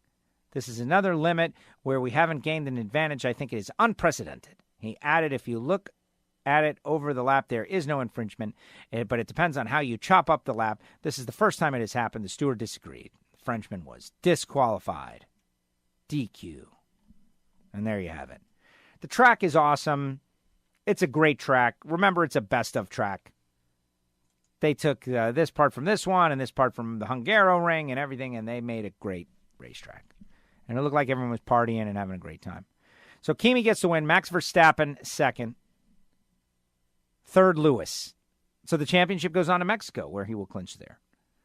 Vettel fourth, Bottas fifth, Hulkenberg sixth, Sainz seventh, eighth, Sergio Perez, Brendan Hartley ninth, and Marcus Harrison 10th. Fernando Alonso was first out of the race along with Roman Grosjean. Daniel Ricciardo. Did you see their fire suits? Yes, it had like the cowboy. They had cowboy boots. Yes. Okay. And the top of it looked kind of like a cowboy shirt also. It had the whole cowboy theme going. I'm going to go on the record here. That was tacky? Well, no, it wasn't tacky, but there's more to America than cowboy stuff. And I know we're in Texas. Right, but enough. Enough. Enough. That's it. No, when we go to the Olympics, we're always dressed like cowboys, and we're always wearing cowboy hats. The outward thing that we're always pushing out to America, to the world, is that we're cowboys. Well, howdy, Pilgrim. We are not all cowboys. I don't have anything against cowboys. I don't have anything against, the wide open plains and spaces and all. I just don't think it is an accurate depiction of what, America's all about to the world. Like, hey, we're, I get it, Texas, yeah. But they're not all cowboys there. How about, Texas Oil Man? How about that guy? Everybody dressed like a Texas Oil Man. Big Enos. He's a cowboy. But a different kind of cowboy. He's wearing a cowboy hat, but Big Enos was not a cowboy. He's a Texas Oil Man style guy. Let's get some of those dudes. Get Big and Little Enos out there. So the championship goes on. And here is the team championship. The driver championship. 346, Lewis. 276, Vettel. 221, Kimi. Can Kimi catch Vettel? Yeah, I guess not. Bottas fourth, Verstappen fifth. The team championship, 563 for Mercedes, 497 for Ferrari, 337 for Red Bull, 106 for Renault. Pretty much have locked up best of the rest. It's going to take something for Haas to make a move. But Haas finishing fifth would be great. I want to talk Lewis. Lewis was on The Daily Show with, what's his name? Trevor. Noah. And he's from South Africa. You like your shirt? Hold and he was like, listen to that. Oh, it still has the same kind of beat. That's a different, yeah. And it sounds like the Caribbean flavor, man. It was very Caribbean. Very steel drumish. WFO, hello. Well, long time no speak, Joe. Is this the Jay Seelig? Yes. Long time no speak, Joe. Gio. Hello, Good Jay. to hear you guys. Yes, it is true. It has been a long time since we heard from Jay Seelig. What's going on in your world?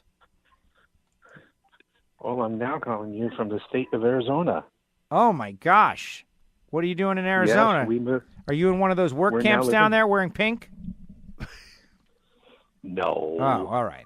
Maybe I'm not surprised to hear Gio doesn't wear pink. Does he? Not in public. I'm just curious. Not in public.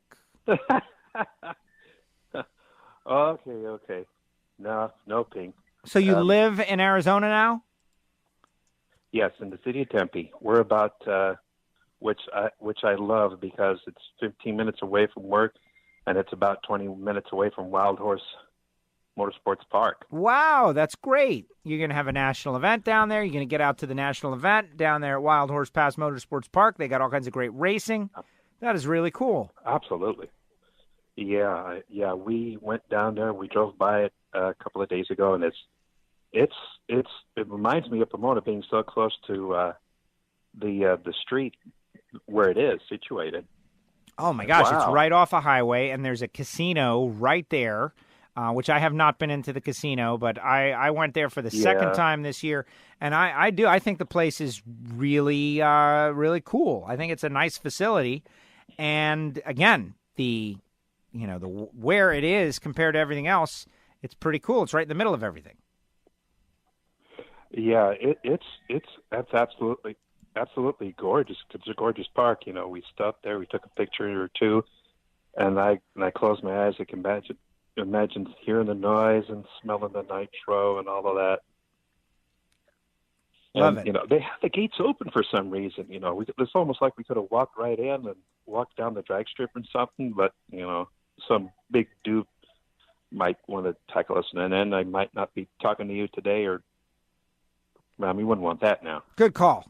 Don't break and enter. Yeah. But if you are going to break and enter, you should have made a run down the track. Huh? If you were going to break and enter, you should have gone down the racetrack. Yeah, I could have. Yeah.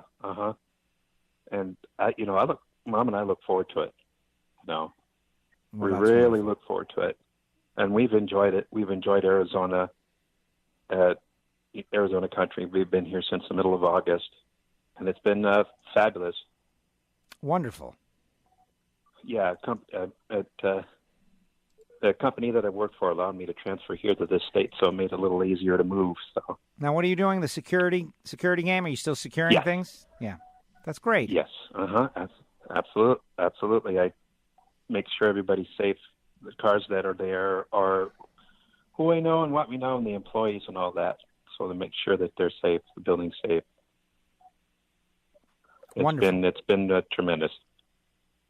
So cool, so cool. So what else you got? Well, I just want to talk about the gift that keeps on giving, and that's Kimi.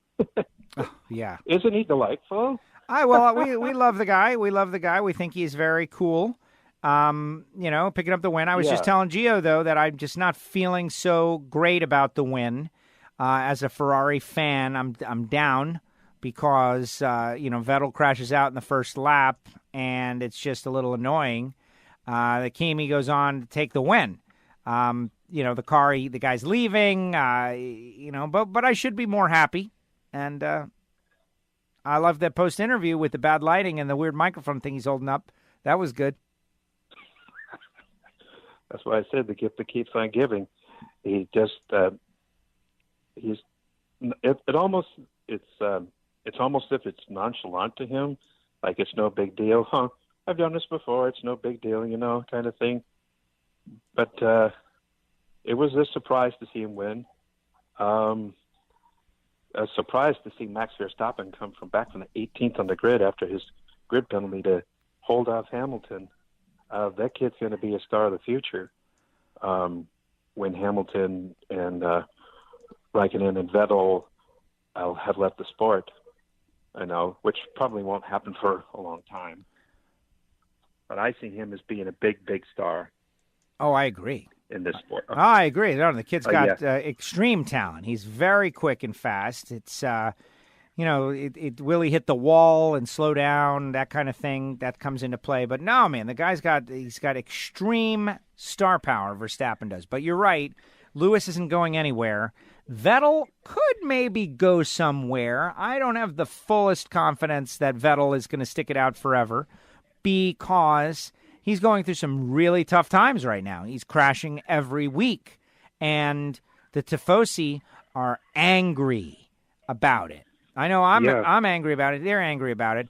Lewis has just been one of the greatest of all time ever. He's a money player. The guy's amazing. And, there are occasional people who don't like Lewis, but generally I think he's well-liked. I was just talking about how he was on The Daily Show, and he was wearing this very bizarre sweater.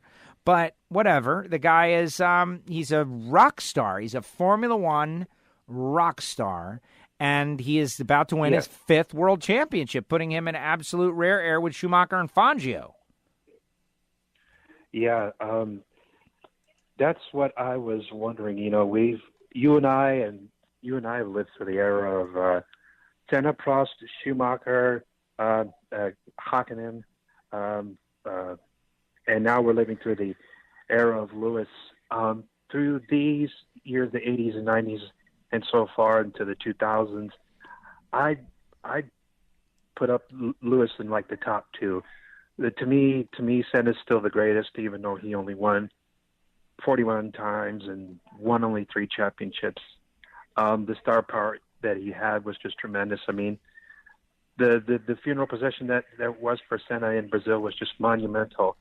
Of course, we don't know much about Lewis's private life here in America because it's not talked about, so we don't know what it's like for him when he goes home to England. I have a pretty good idea of what's going on. I don't know. My imagination allows me to think what's going on in Lewis's private life. I think he's having a lot of fun. That's my guess, is that Lewis, whatever he wants to do, he does it. I am envisioning him Have you seen Austin Powers? Well, of course. Well, take Austin Powers out and get rid of all the, campy 60s stuff and make it, modern and current and put Lewis Hamilton in the Austin Powers position, except he's not acting like Austin Powers. He's just acting regular. But there's women everywhere. You know what I mean? There's women everywhere. Yeah. It's just women everywhere. Right? Yeah. I agree. Yeah. But there was one ironic thing that I saw that somebody flashed a picture of. Lewis had cornrows on for this race in Austin, and the cornrows resemble the same design as Kimi's helmet. I thought I didn't know what to think, and I thought, how cool, but that's kind of bizarre, sort of He's mixing thing it up for the Lewis to States, do. I guess. I don't know. Look, here's the thing about Lewis.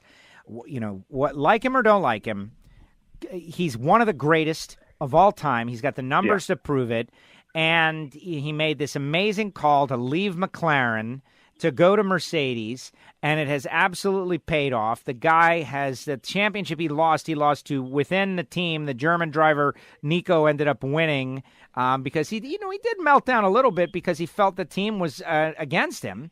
They were orchestrating things from within, I think is what Lewis felt. And they did, and Nico stepped aside, and he goes right back to his winning ways, and the guy never yields. I can't really think of a time where Lewis has blown it on the track. No. Whereas I can think of countless examples of when Kimi has blown it on the track and Vettel has blown it on the track. And, Alonso never got to compete against him in a Ferrari. He did get to compete against him in the McLaren. And I think Lewis proved as a kid that he was just as quick. Yeah, from his opening race in Australia in 2007, Fernando knew, and we knew, the whole world knew that we were onto something special, and he certainly has proved that. And he's not done. You mentioned Senna, and everybody says Senna, and I will say Senna because Senna he died prematurely. But really, though, I don't think Senna, here's the thing about the Brazilians and the Italians and anybody that is kind of ruled by their emotions. In critical moments, sometimes those emotions can get the best of you. And that's why Michael Schumacher is really the best, because he was this machine on the track, and then after he won, he was able to show some emotion having achieved the victory. But I think if Lewis hangs out for 2 or 3 more years, there is no reason why Lewis can't win next year also. That's true, absolutely. So if Lewis ends up with 7, then, wow, or more. Who knows? But here's the thing about Schumacher's statistics. No one is ever going to beat Schumacher's win tally of 91 wins. There's just no way. Lewis is good. Lewis is great. Don't get me wrong, but just that one stat that sticks out in my mind is 91 wins. Yeah, that's crazy. Well, they had a couple of years of total, absolute dominance with, Schumacher just taking it to him every week, winning many, many races in a row. And, that's the era when I first started, really getting into Formula One. This is great. These Ferraris, they win every week. I love it. But, yeah, Schumi. Yeah, absolutely. Okay, Gio, I've got a question since you're the baseball guy there on the show, Boston or L.A.? L.A. And how many? Oh, I don't know. 7 games. Sure, 7 games. Just like the execs want it. Really? Do you think LA, is that who you want to win or who you think is going to win? Oh. Yeah, Jay Seelig is asking you a real question. No, I'm rooting for LA, and so it probably, I don't know if it completely clouds my vision or not. See, I kind of feel like Boston is going to gobble them up and spit them out. Well, this is baseball, and the ball bounces kind of funny sometimes. Yeah, it sure does. I just feel like that pressure could get, It's an pitching AL, staff. They're AL depending on East David Price. Team now, the AL East, the Boston Red Sox, they just come out of the toughest division in all of baseball and gone through the Astros and gone through the Yankees. If the Dodgers are going to be what trip them up, I find that hard to believe. Could be, Hammer. Wow, that would be humiliating if that happened. Well, we'll see. Anything can happen in the world. Anything can happen, guys, in the world of sports. But I will say one thing: I do not see anyone that can touch Steve Torrence. All he's got to do is start him up on Friday and the weekend of Vegas, and he's the champion. And if it happens, I don't want to see it. Why? No. What I'm saying is, if Steve Torrence were going to lose, I don't want to see it. You know what I mean? The Cosmos has some sort of horrible thing in mind for him. First round, the thing backfires as they start it, and he loses first round, and Clay Millican goes on and wins the race, and then the final race, something similar happens, and all of a sudden, Steve's not the champ. that's an agony of defeat moment. It's why I turn off a baseball game when the Yankees are up by 7 runs in the 9th inning. Because if it's going to go south, I don't want to see it. I don't want to be a part of that. That's negative. Negative happens, man. It happens. It's real. It happens. You got to fight against it. It's not guaranteed. This thing ain't over. They got to go out and win it. But if it's going to go south, I don't want to see it. That's what I'm trying to say. Yeah, I understand, Joe. But I've seen how Hardy's worked. From where he was in 2010, and then last year, and then this year, he's just been tremendous. The Lagana brothers and car chief Richard Hogan have worked their absolute tails off. I feel since last November, he wants this one bad, and without a doubt, it's his to lose, and I don't see it. Well, I'm with you, and I think they've earned it, and there's a million reasons. And when assuming it goes on that way, and I want everybody to understand, I think it's going to happen, but it's just the game isn't over, right? The game isn't over. You got to go out there and play it. He's got to go win Vegas. I want to see him sweep the deal. That's what I want to see. I want to see some sort of historic milestone, the likes of which will never. Sweep of the countdown. Yes, a sweep of the countdown. That's what I am thinking about, and I've been talking about it. I want to see a sweep of the countdown. Nobody thought it was possible. They have got 4 races now. It's possible, man. They got to win 2 races. Can they win 2 races? Of course they can. They can win 2 races. But here's why I'm so into it. Well, number one, Richard Hogan worked with Don Garlitz, okay? And I love that. And number 2, Bobby and Dom Lagana. All right, I'm going to move on. Thank you very much, Jay. Appreciate it. Listen to that. Isn't that the worst? Yeah, well, it's like, hurry up and get it. It's like... I feel like my bag is ready at Fort Lauderdale Airport. WFO, you're on the air. Hello. Hey, Joe. It's Mike. How's it going? It's Race Guitar. Hey, we didn't get rid of Jay Seelig too rudely and abruptly, did we? Just because Race Guitar called in? We didn't know who it was, but that's the way it works. It was time for him to... That's your cue. You got to do it. Get the hell off the air. That's it. Hopefully Race Guitar doesn't get bumped off here in the next minute. What's up, Race Guitar? How are you? Not much. I was just calling to say hello and see what was going on and how Gio was and everything. How's Gio? Gio's well. Surprisingly well for a Monday, middle of the night kind of hours. Gio is riding high. He just pulled off the successful child birthday party, the 8th birthday. It was a great success. The kid was mostly happy. Everybody's happy. So Gio is he is safe for another few weeks. For another few days. Yeah. Cool. The clown wasn't too drunk? No, we took him to see the Chuck E. Cheese mouse. He wanted a party with his little video game friends, I guess. Cool. Did you make the Chuck E. Cheese show better by adding water to the mix? No, we tried to keep it as simple as possible. Just showed up, did nothing. That's for sure. And paid the bill when I was told to. And so you did your part. I did my part. Dad, money. And had no opinion of anything. No, you did. You said that the mouse was a little creepy. But... Well, yes, I did. The guy in the mouse suit. So, Race Guitar, do you have anything on your agenda for this phone call? Yeah, I just wanted to talk about Haas F1 and NASCAR. All right. Let's do it. Now, Gio, you had a couple of things that I put you on to gather in. Yeah, prepare those, but after a Race Guitar. Okay. No, I just wanted to say that you were mentioning a couple of weeks ago about how Haas F1 and you were, super gung-ho. And I'll tell you, I am way more invested in Haas F1's F1 season so far than I am in NASCAR. Interesting. Of course, my primary focus is, drag racing. Of course, we're drag racers. That's just the way it is. It's where we come from. We're drag racers. So, elaborate. I just cannot get myself into the NASCAR season. I'll put it this way. I've seen far more F1 racing this year than I have in years past, and way more than NASCAR this year. We were just talking about this. It's just compelling. It's a good story.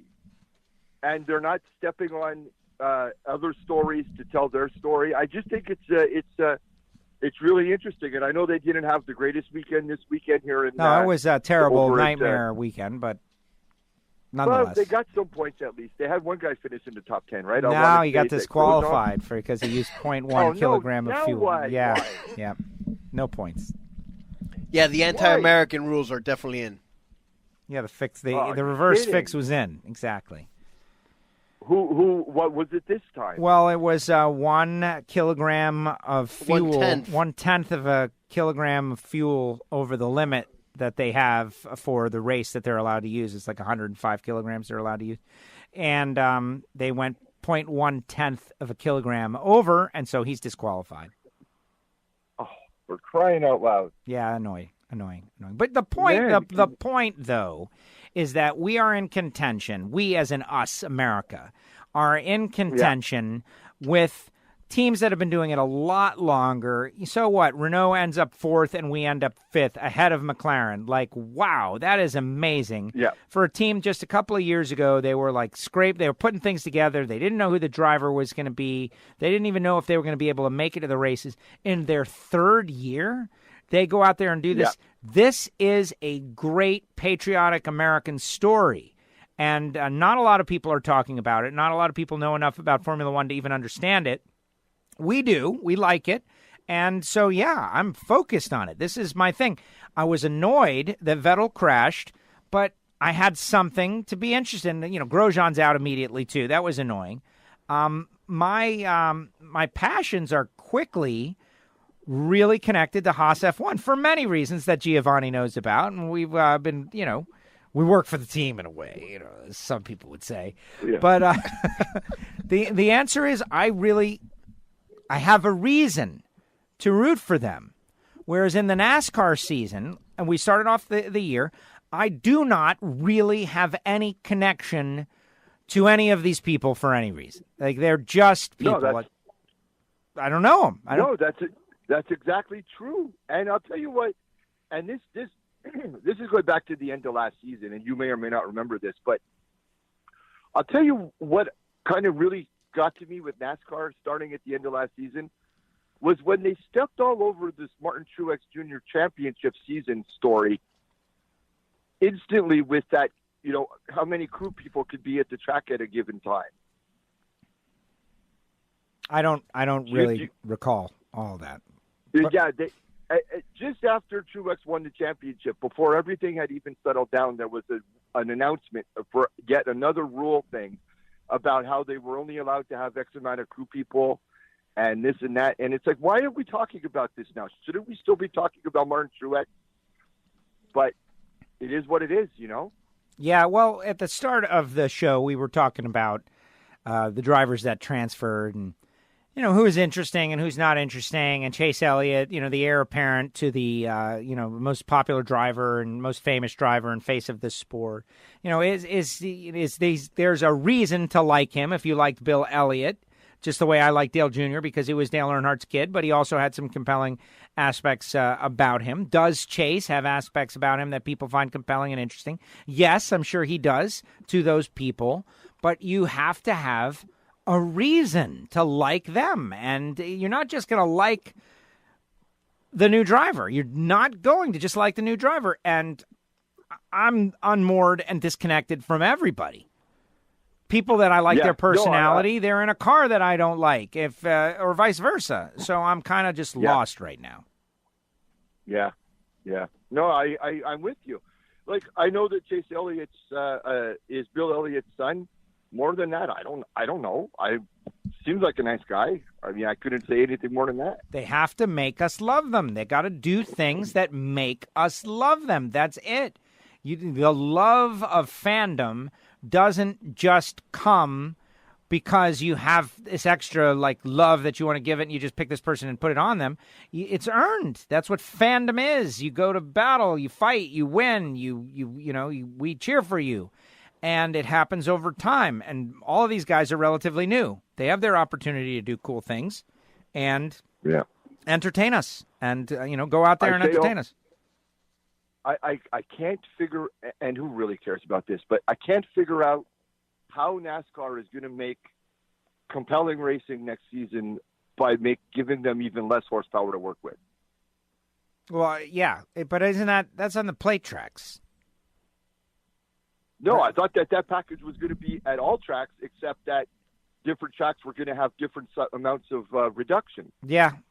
Yeah, the 1.5 mile tracks is getting that package. Well, they've been working with that. Yeah. See, that was an aero package with the aero ducts. As far as the horsepower, and maybe I misunderstood it, but no, I thought they had a plate at Charlotte. Yeah, that's what I heard too. We'll see. Hello? They've been making this argument for a long time about how they are trying to cut costs. Also, they are trying to make the racing better. They have supposedly used this package in the Xfinity Series with great success and rave reviews.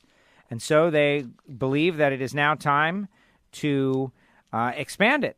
And so I'm going to have to just watch it. You've got the best teams and the best drivers all competing with a package that the Xfinity guys have made exciting. So maybe it will be. Maybe. Hey, let's go back to drag racing for 1 second here with something that Gio mentioned. I don't remember if it was it can't have been last week. It must have been 2 weeks ago because Gio wasn't on last week and we all missed him. See? Did you See really? That? That's did right. you really? Mike's not the only one. Yeah, I had hundreds of listeners reaching out to me wondering what happened and why I was not on the show. Nobody believes that. Everyone believes that. These things. No, it's true. I'll say that when the SportsCollision was on, it was a little lacking. I mean, I know it was an abbreviated show, but it was very no abbreviated. Gio there was. You suck without me, dude. Is what they're trying to say. Very abbreviated show. Very abbreviated show. Well, if someone had pushed record the first time, it might have been better. Yes, exactly. No, the 40-minute one, man. The 40-minute show. He brings up the 40-minute show that died on the vine. And it's true. I had some sort of a computer glitch, and I was staring at it. But it was okay. It was. I think the 20-minute one actually worked out pretty well for a redo. No, I'm just kidding. It was anything, like you always say, anything's better than nothing. So that's it. All right. So what about drag racing? Go. Okay. Gio was, and I hate to say it, and I know that there's personal lives and situations involved, but Gio is exactly right.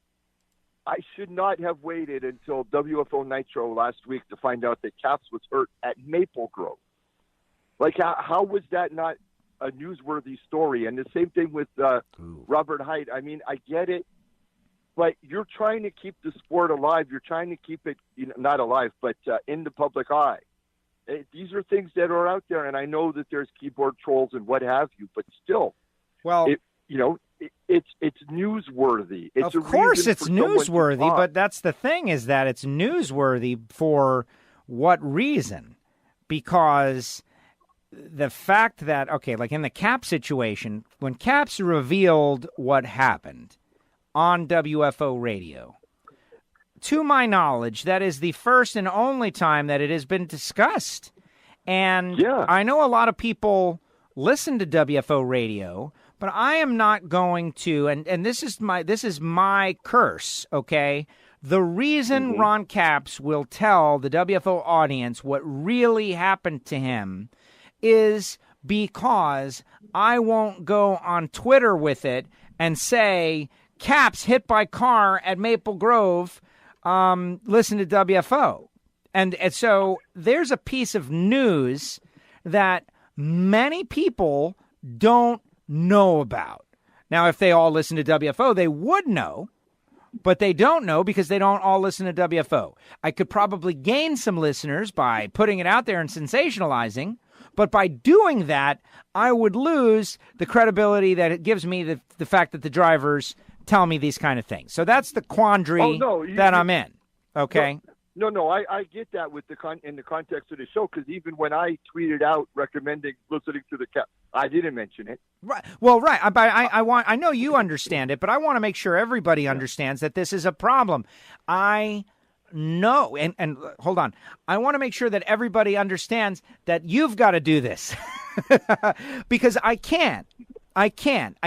When Ron Capps tells me something private and cool and he wants to let you guys in, I cannot clip it and post it and publicize like some sort of sensational thing because I feel like that cheapens it.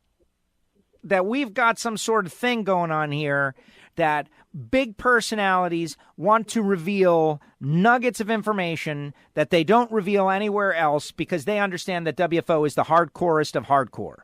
And the listeners have to be the ones that do that. And there should be other stories, because that is a huge story. Now, let me address it. Okay, I was not at that race. That was the race that I skipped about. I heard about it at I was at the track. But... Okay, you were at the track. Why didn't you follow up on this story?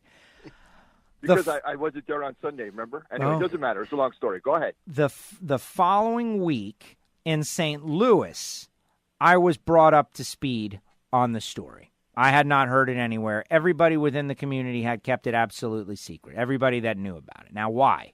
Okay, I can tell you why Ron Capps wanted to keep it a secret. Because he was fearful, just like he said, that he was not going to be able to complete the season. And he wanted to retain whatever ability he had to control his destiny.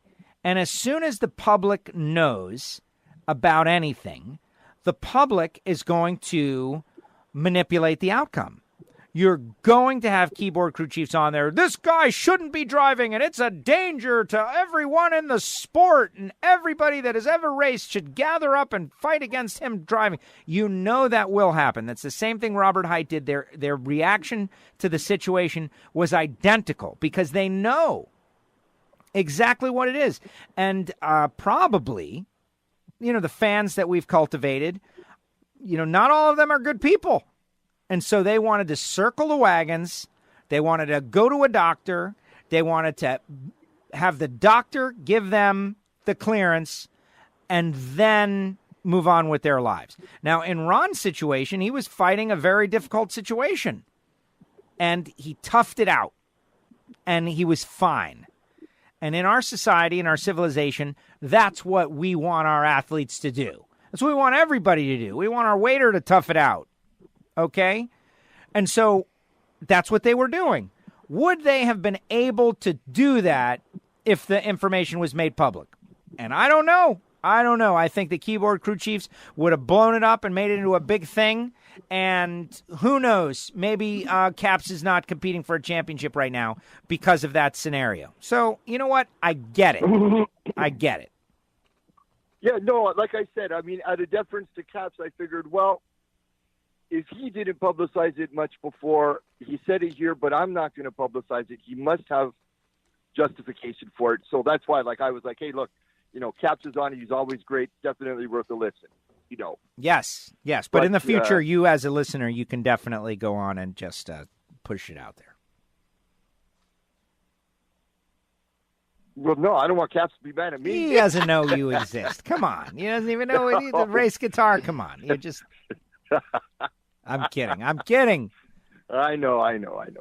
Hey, anyways, listen, that's about all I got for tonight. I just wanted to because I don't know, it's the damnedest thing. We've had last weekend, and you're guilty of this too.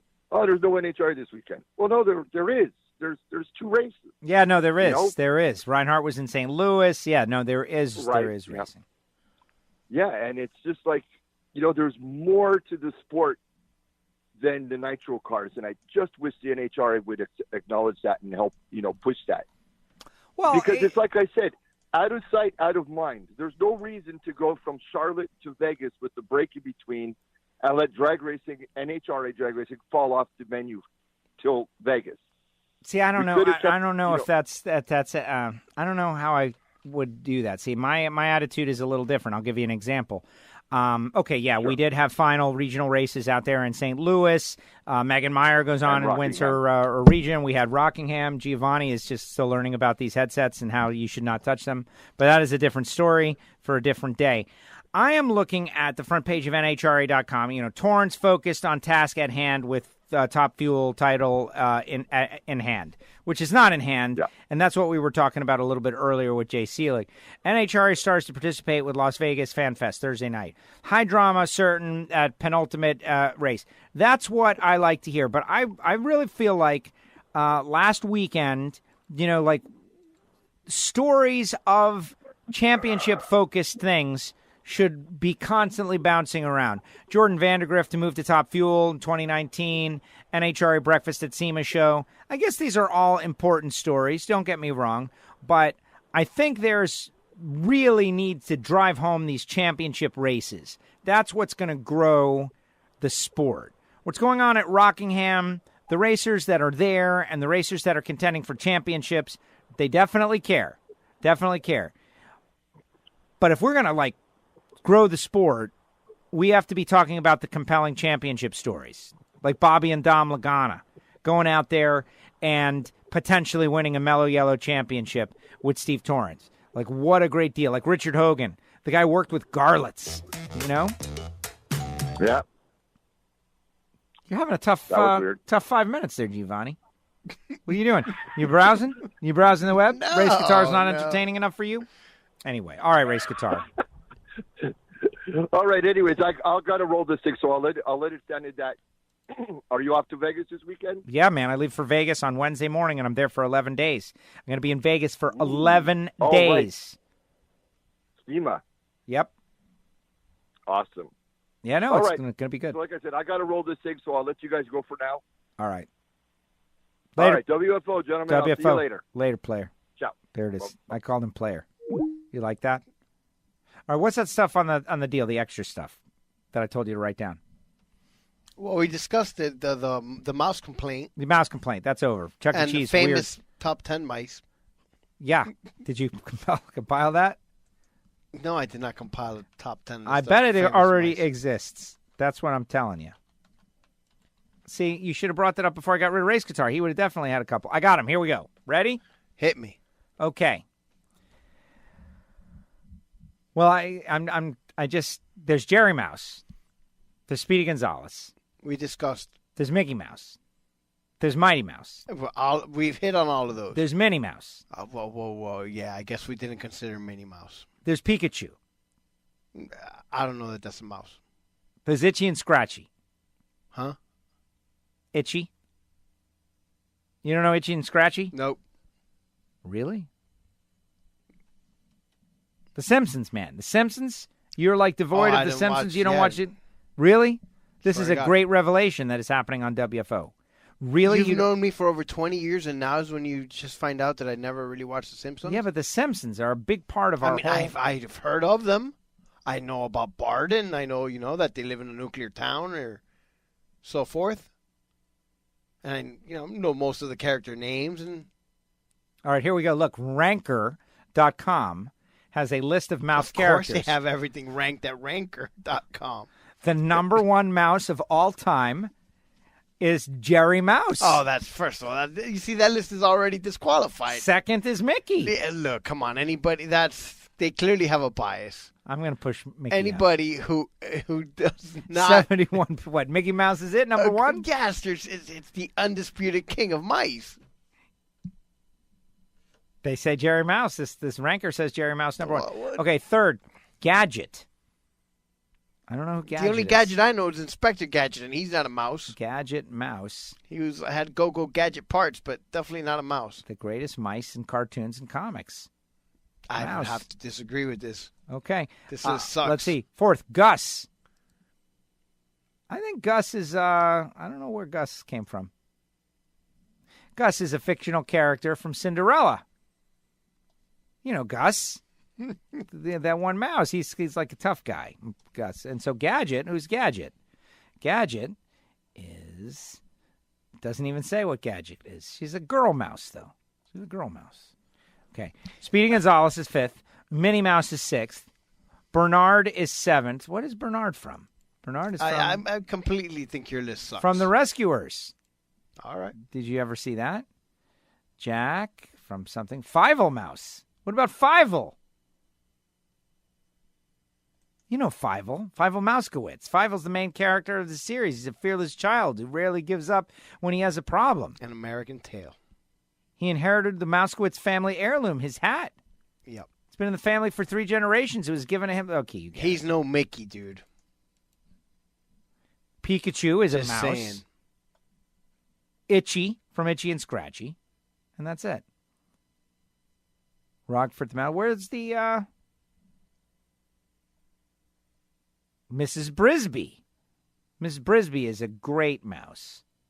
Chuck E. Cheese, number 28. Chuck E. Cheese doesn't even have a photo.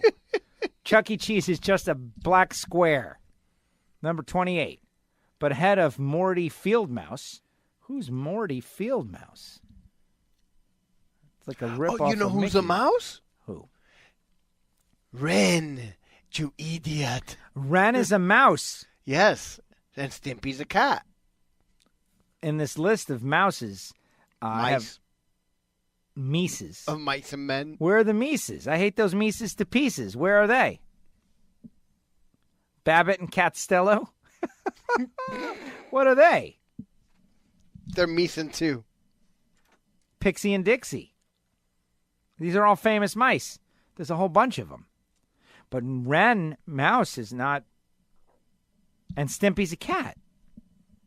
I just said that. What, is there an echo in here? There's 86 famous mice. This has actually turned into to be a great list.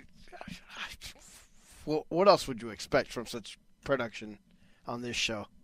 I mean, high quality is definitely it. Amos Mouse, Nellie Brie, Mitzi Mozzarella, Mush Mouse, Merlin the Magic Mouse, Ferdy Field Mouse, Mouse King from the Nutcracker Mouse.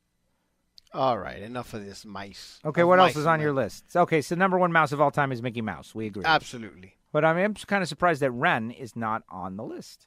Because Ren is a mouse. What? The whole Mousewitz family is in there. I think Mighty Mouse should be higher than 19. Absolutely. He was in our top 5. Yeah. Yeah. And Ren is way higher than Chuck E. Cheese Mouse, too, in our top mice. I think it is kind of telling that Chuck E. Cheese is not even represented by a photo. Maybe well, no, I guess not. Never mind. Timothy Q. Mouse. That's a big one from Dumbo. You know, the mouse from Dumbo. He's very big. He's number 2 at Disney. Number 3 at Disney, I think. All right, what else is on your list? That's it. Sports Collision. Okay, let's do it. This is where the picks come in. All right, everybody, it's time for the Sports Collision. Get your pads out. It's time for Giovanni to pick us winners. That's not what we're doing. We're doing Sports Collision. We're going to talk about the World Series. Yeah.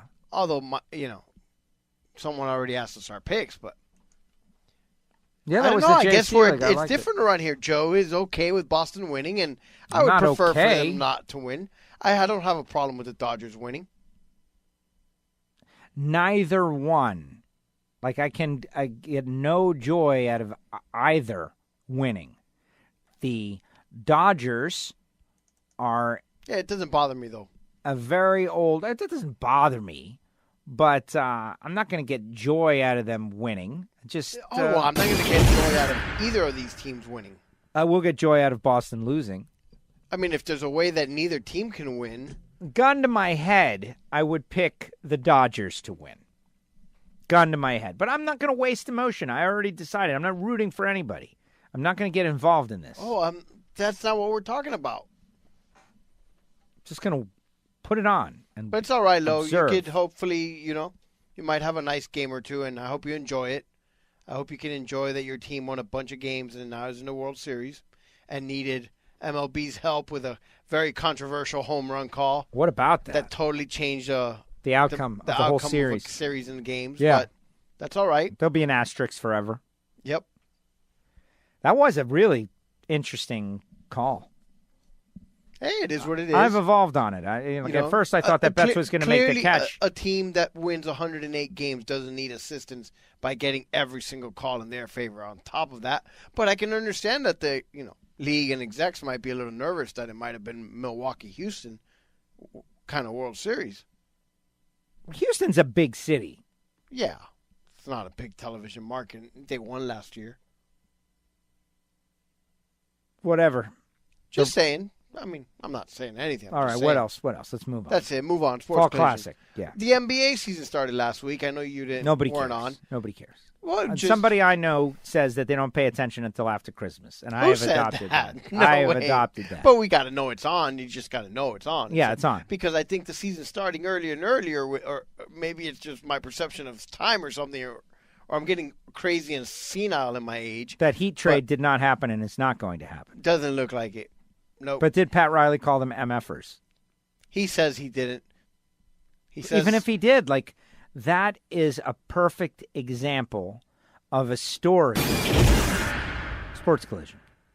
That's a perfect example of a story that is totally meaningless and doesn't matter, except in the sports world, which is just nonsense. Well, because there needs to be this constant news when you have 24 hours to fill the air about what's going on about X sports. Sure, but the idea that we're going to pretend that whether or not Pat Riley said MFer, like MFers, that they were trying to... No, that he said he called Joe is an MFer. Whether you MFer, you changed the plan and you hung up on me. We had a deal. Whatever. Yes, it is. It is ridiculous, totally but is it everything? Meaningless. Well, they're filling the air with it, so no. It's obviously important to somebody.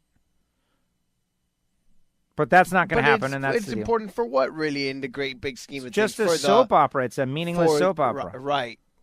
But it's not. Let for Pat Riley just report it. Pat Riley? Right. No, it isn't nothing. It's meaningless. All right. Anyway, those guys started playing the association. NFL's in full swing. They've been playing in London the last few weeks. Oh, like yeah? I said. How's that been going? Well, I mean, I'm sure great for them. Are we going to send Jacksonville over there?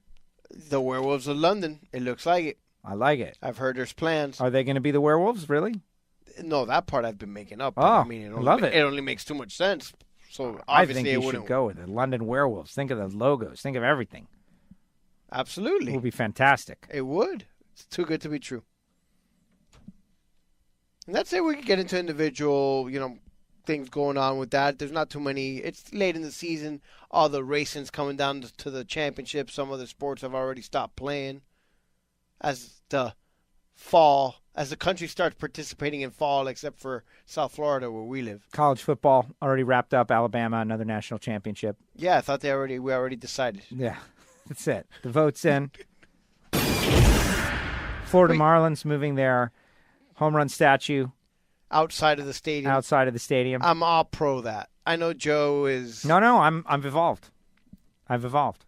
I'm okay with it. Only right, because there's a better idea. There's a better plan. See, that's, you want some insight into my train of thought. I am leery to make change just for change's sake, but once I hear a new plan that is clearly better, okay. And so here in South Florida, when the stadium was originally built, the Marlins Park, which is beautiful and fantastic, you should definitely go. Air conditioned. Not only that, but it's just great. It's a great thing. But air conditioning. They wanted to do something. Like part of the boondoggle was that the public art, and so they paid like $1 or $2 million. $2 million. The previous owner, who was an quote unquote art dealer, his personal got friend, someone he knew was commissioned as an artist, was commissioned to $2 million of county money to erect this thing, taxpayer dollars. Now the thing that they made, it's a home run sculpture, and they called it Homer was its name. And when you hit a home run, the sculpture would go off, and it would spin, and it would shoot water, and it had a whole routine that it did. Okay, so when it was first built, and it's colored Miami, it's Miami colors, the pastels, and there's a fish, and it goes around and whatever. Very polarizing. Many people hated it because it's just it was whoa. I did not hate it. I kind of thought, all right, it's cool. But you don't ever see it go around because the Marlins don't hit home runs and they're a terrible team. So it just sits out there doing nothing most of the time. If the Marlins were a home run team, the stadium is also really big. That right there is the not thinking about it part. We've got this big field. We're not a home run team. We're in the National League. This thing is never going to freaking go off. How apropos. Yeah. And so what they're going to do is Jeter comes in, and Jeter is trying to really do everything he can. And he sees that spot out there. It's just sitting out there dead, idle. It rarely comes on, and he wants to move it. Well, the county, because the county gave $2 million for it, they apparently get to decide. And so they voted to let Jeter go through with his plan, which is this. move the home run statue. It's going to cost them, I hear, $1 million to move it. Outside, it's going to go off 3:05 every day, which is the area code. It's going to go off when the Marlins win. It's going to go off when there's a home run. So those are all times it's going to be outside. What they don't know is the sun is going to fade that thing.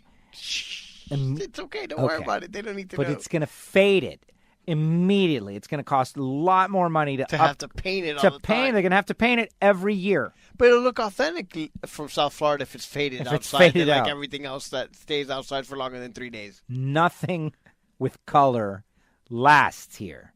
Okay, it's going to be inside. It's going to be fine. Outside, it's going to fade. It's going to be 10 years. I give it. It's going to be rusted out. It's going to rust out with the amount of salt in the air here too. Absolutely, but I digress.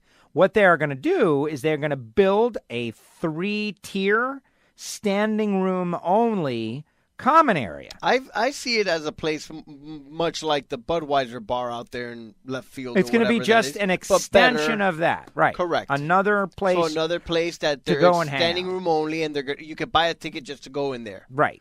Essentially, without having. As soon as I heard that idea, I said, "Wow, that's a better idea. It's a good use of space. You got to put people out there. You're going to give people another cool place to go hang out." Yes, of course, that is a better idea. Move the sculpture. Completely agree with the idea, by the way. But now they're changing. They want to change the logo again, which I think sometimes they're just kicking tires and throwing crap up there and see what people to gauge.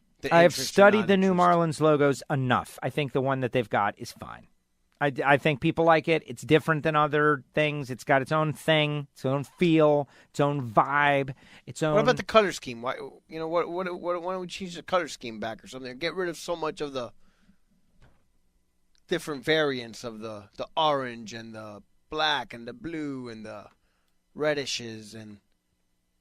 I don't know. I'm. You can always just lean on white and gray or black, and a little bit more on turn that. the volume up on some and turn it down on others. But the new logos that they've presented, I don't like any of them. It's just like an M with a fish on it. Well, they tried to incorporate the Marlin logo. I like the current logo. I think is very popular. I'm not against it. I see a lot of them everywhere. But I can understand wanting to run as far away from the previous ownership as possible. But just because it comes from the previous ownership doesn't mean it's toxic. It's a bad idea. You know what it's like? It's like Neil deGrasse Tyson says about the Space Force. That we already have one? It's called NASA? No, he says that it's something that we need to consider. Like, regardless of, like Donald Trump throws it out there and then people are like, oh, it's Donald Trump's idea, it's a bad idea. Well, maybe not. I'm not saying it's a good idea. I'm just saying Carlos did his Carlos Hawkins stuff, talking stuff with Hawkins stuff, for Patreon only, by the way. And this was one of the subjects he brought up, Space Force, which we've talked about Space Force.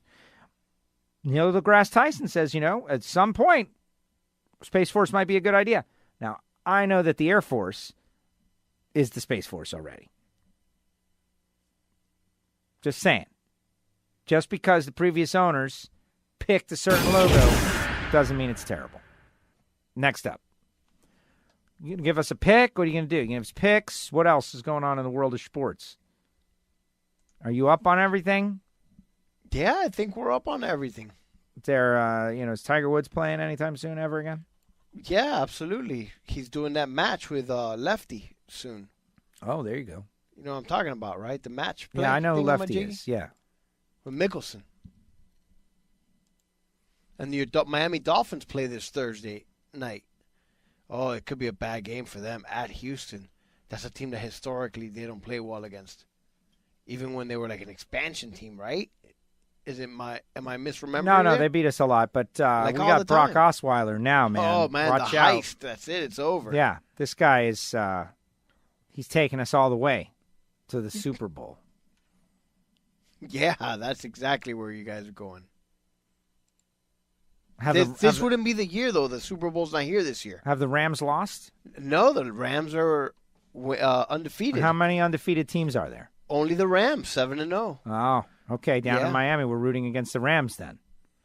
So we'll have to pop open a bottle for the Mandich and all the other perfect 72 Dolphins. Yeah? They still do that. They probably won't go undefeated. but I think not. Well, I mean, they've been playing. Challenging. It's very difficult to do. It is very difficult. But they're not even halfway there yet, so. Right, exactly. Well, all right, that's all I got. I'm going to go pack for Vegas, baby. Now, I know there's going to be a lot of WFO listeners out there in Vegas, and I am available for cocktails if you're buying. Definitely will prioritize that kind of appearance. I really enjoy the Peppermill.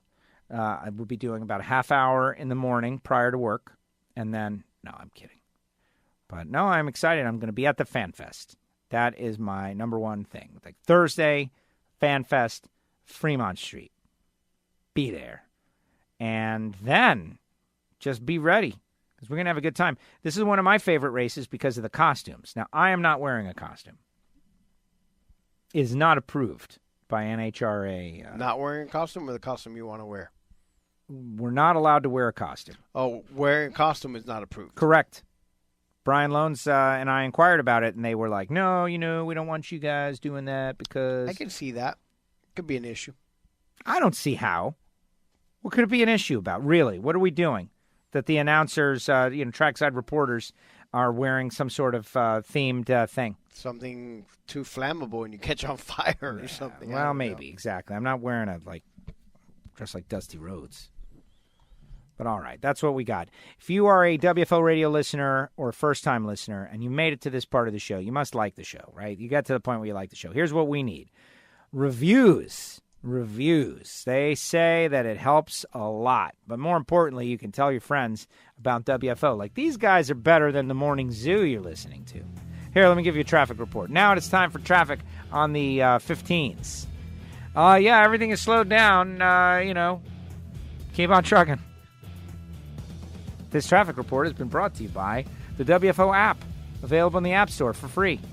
Download your favorite WFO radio shows, enable push notifications, and more. The WFO app. Next up is the news at the top of the hour. See, we can do that.